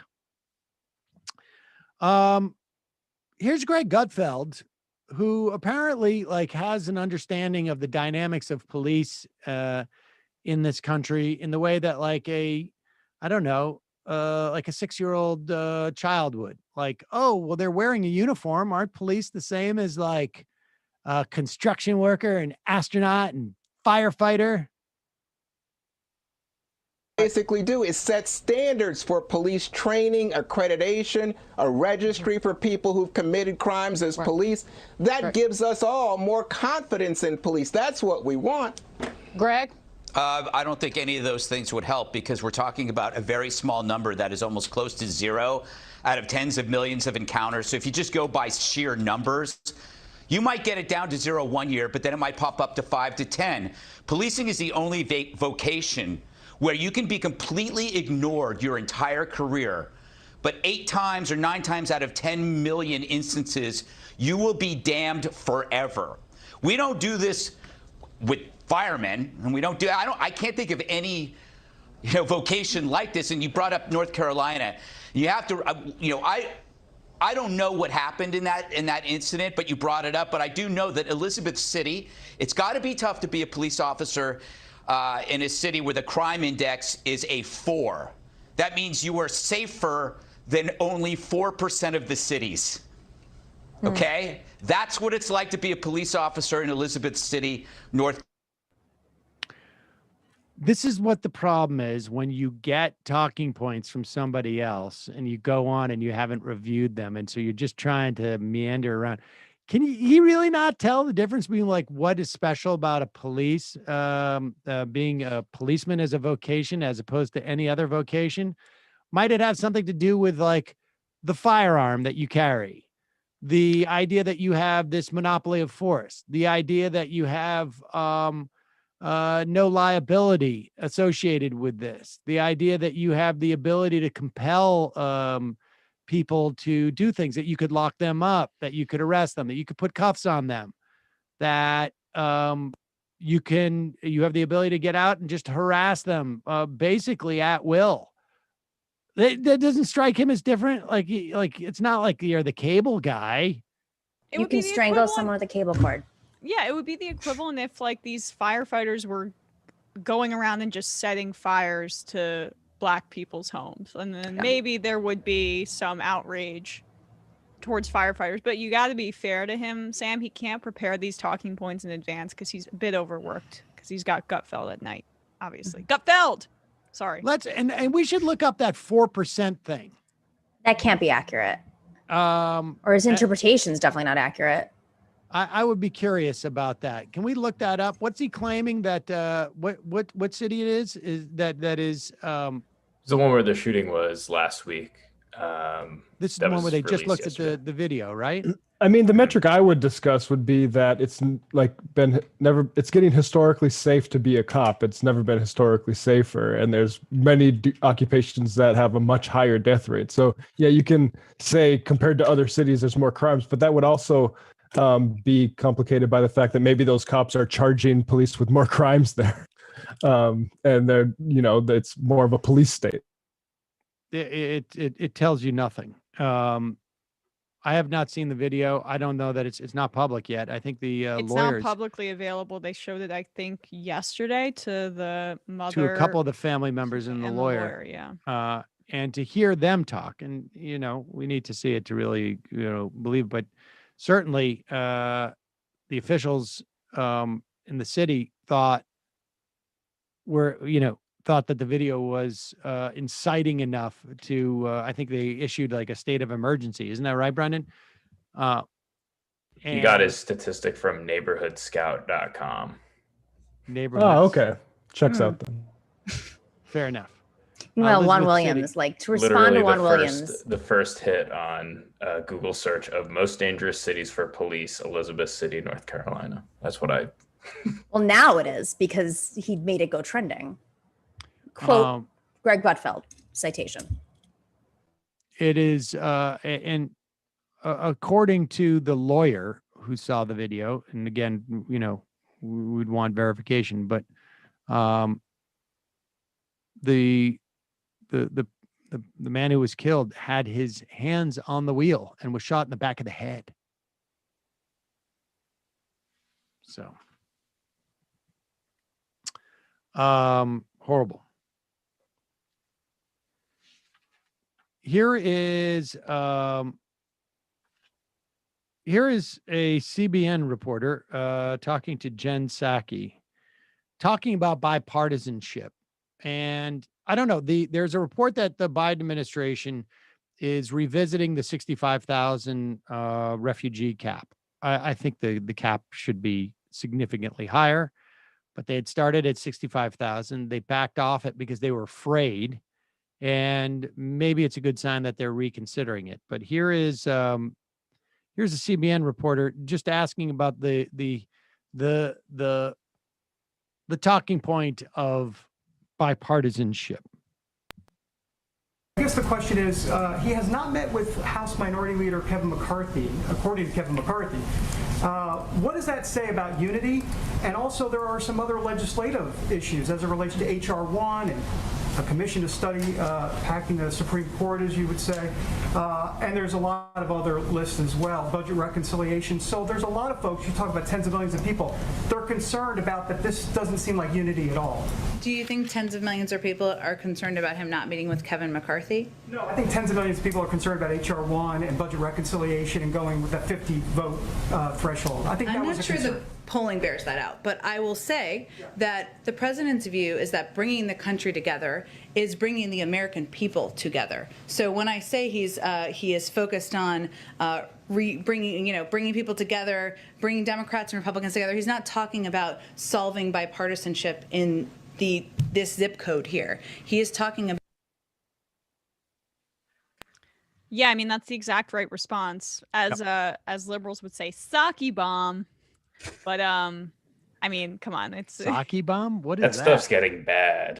Yeah, there's a very insufferable strain of Democrats that are quite online. Think Krasenstein aesthetic, who get Randy Rainbow types. Right, get really pumped up by like Brooklyn Dad Defiance, really into Jen Psaki talking down to reporters. I guess she's very. I mean, like the idea that anybody on the left would, as David Griscom pointed out on Twitter earlier, would worship somebody for lying to the press regularly is bizarre. But with that, all that said, that was the right response, the right framing of the situation. Well, that's the encouraging part, is that they're not getting sucked in. I mean, everything else,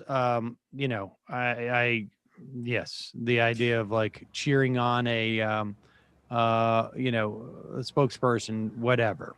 I am not interested in that. But it is a good, let me put it this way. It is the absence of a bad indication that they are still sort of like at least trying to avoid that framing of bipartisanship, that they are still trying to maintain that we don't need to pass legislation with Republicans to do bipartisanship or to create unity.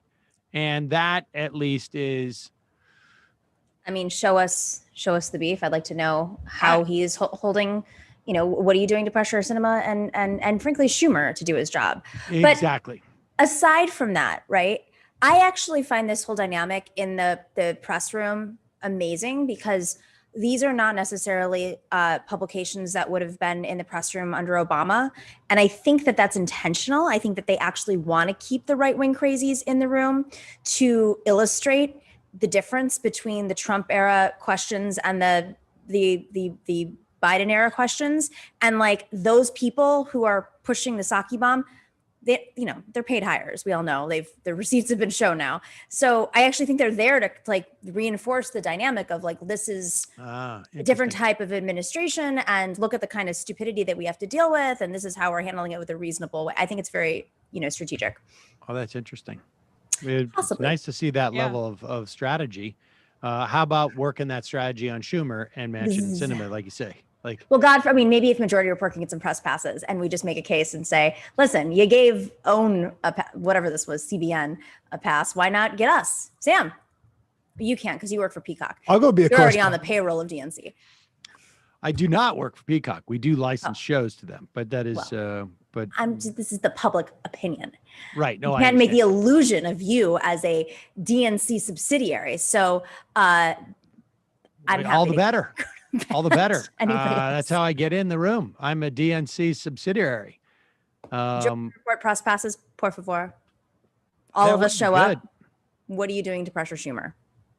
Every day, same question. That really should be the question. Is like, what is the administration doing to further its agenda? I understand you putting out this proposal and that proposal, but let's get an update. Like, where are these people who are going to ultimately decide? What about your summit with President Manchin? How did that go? Did we get a readout for that? And the coup attempt by Kirsten Sinema. You're no kidding.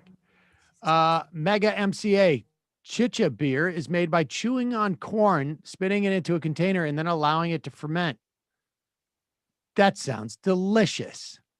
Where did this come from? Did I miss something? A big part of the issue. What? Did I miss something? I don't understand. I think that had to do with, what do you call it?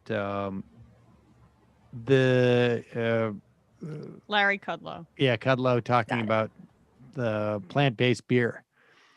Bearded cripple. A big part of the issue is also the U.S. has this First Amendment right to say whatever you like. The pandemic has just shown how dangerous that is. There are no consequences for the likes of Tucker Carlson, even though it has caused harm to people. How is it not treated the same as shouting fire in a packed theater?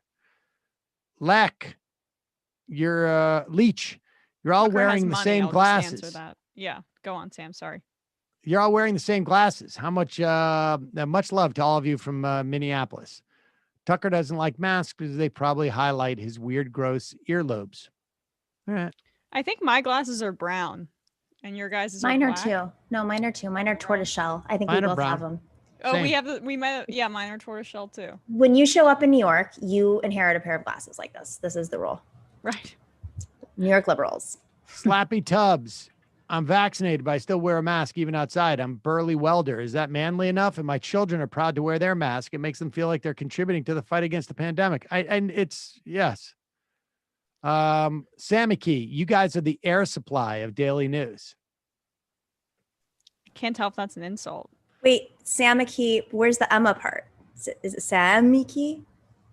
That's just a way that I remember how to say your name, Sammy Key. Oh, is that? I didn't know this. This is how you remember No. to say my name now? No, I heard that you got it right I'm when I doing was better. off air. Wait, didn't I do it right when I introduced you today? The Nomiki show? No. Nomiki There's show. no The Nomiki no. show. Oh my God, guys. I heard when I was gone you got it right, but I'm not sure because that was the internet. The Nomiki show. Nomiki. Nomiki. What did I just say? Didn't I just say that? Ma. There's no ma. It's a me. Nomi? Nomiki Key. show. Nomiki show. Good. You got it. Someone's got to I do say like Nomiki. I say, Emma. It's Emma. Oh. It is Emma. Emma's very hard. Mystery It's Science. not Emma Key. Mystery Science 2021. Also, Tucker calling Dr. Fauci Tony Fauci is another subtle sign of disrespect to scientists. Yeah. I pointed that out just because he does that with Alexandria Ocasio-Cortez too. He calls her Sandy Cortez, Tony Fauci. It's a way of belittling him to their audience. What's Tucker's full name? Like if we were on it, we would call him what's his full name? Tucky Carl. No, says, no. Reginald no. the 52nd. What we would do Tucker is Sampson McNair. Yeah. Carlson. Yeah, Tucker Sampson McNair Carlson is what we should call him. Because it just reminds people of his elite his lineage. That's the way that we would do it. Did you see this thing with Carville? Like making his anti-woke thing. I mean, he's been this argument, the same thing. He just sort of conflates like wokeness with do we need to give attention to James Carville in the year 2021? I mean, sadly, he's getting a lot of attention for it because it's being leveraged, right? To where he throws in like this wokeness with this socialism, with this faculty, eggheads and all this. It's like, that doesn't seem to be the problem. That doesn't seem to be the problem here. The problem here seems to be like,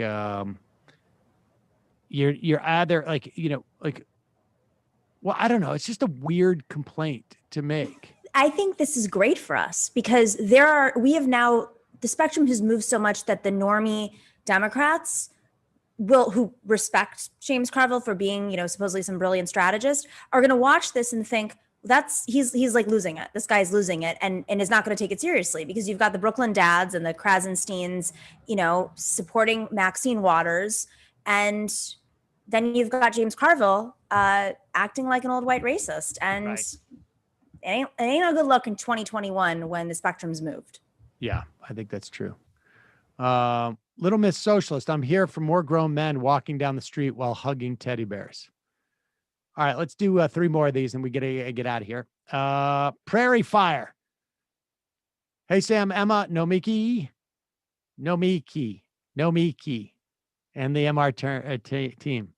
I don't know what D-bag on Fox News is going on about, but I haven't seen nothing but conservatives be the berated and rude, crude, and downright despicable human beings to food servers and bartenders and retail clerks who wear their mask as part of the community guidelines that local doctors and health officials have advised the state to do.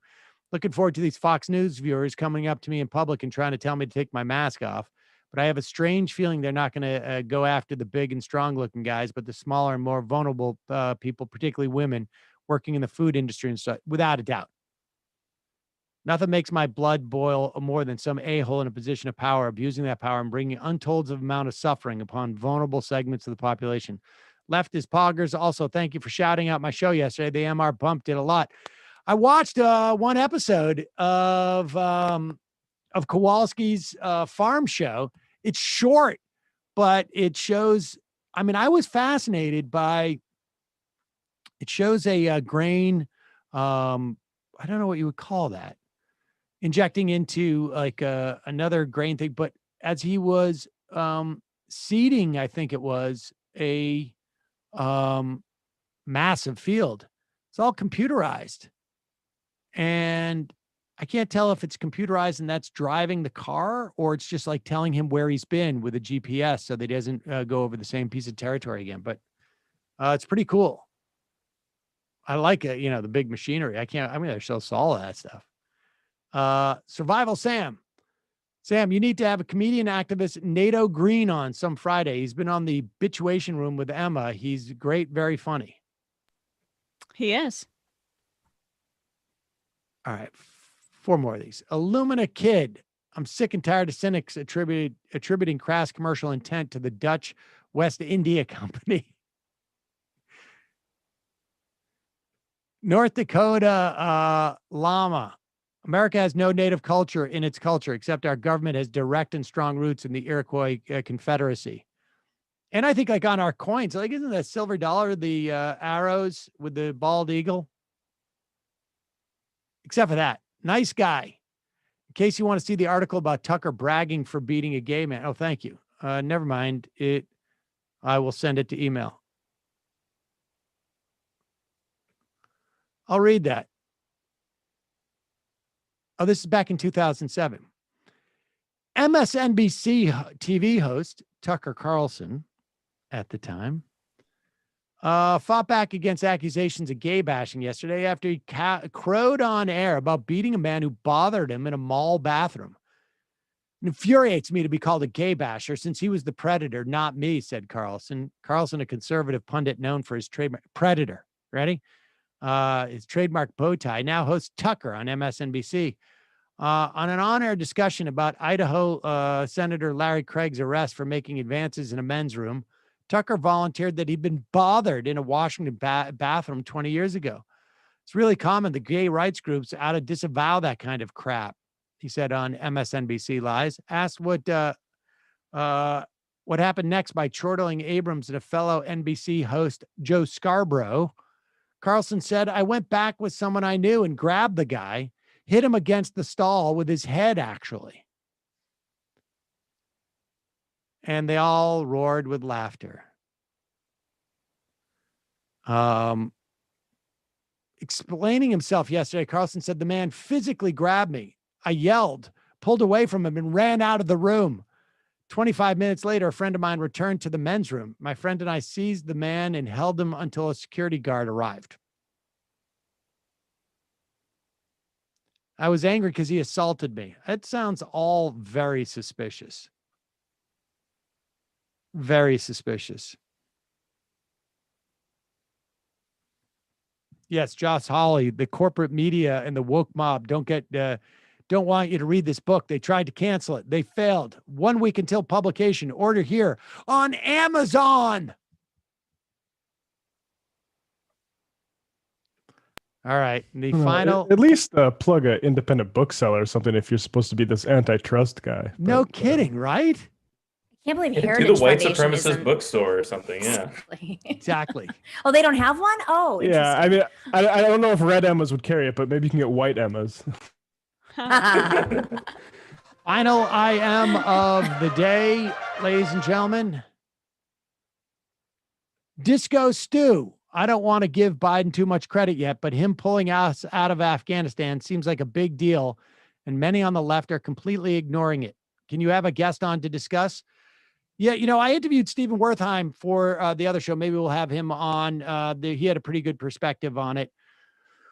But we need to know more information as to who's going to remain in terms of contractors.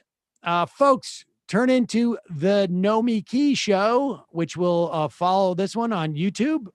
30 minutes. 30 minutes. Go take a bathroom break, eat some lunch, come back.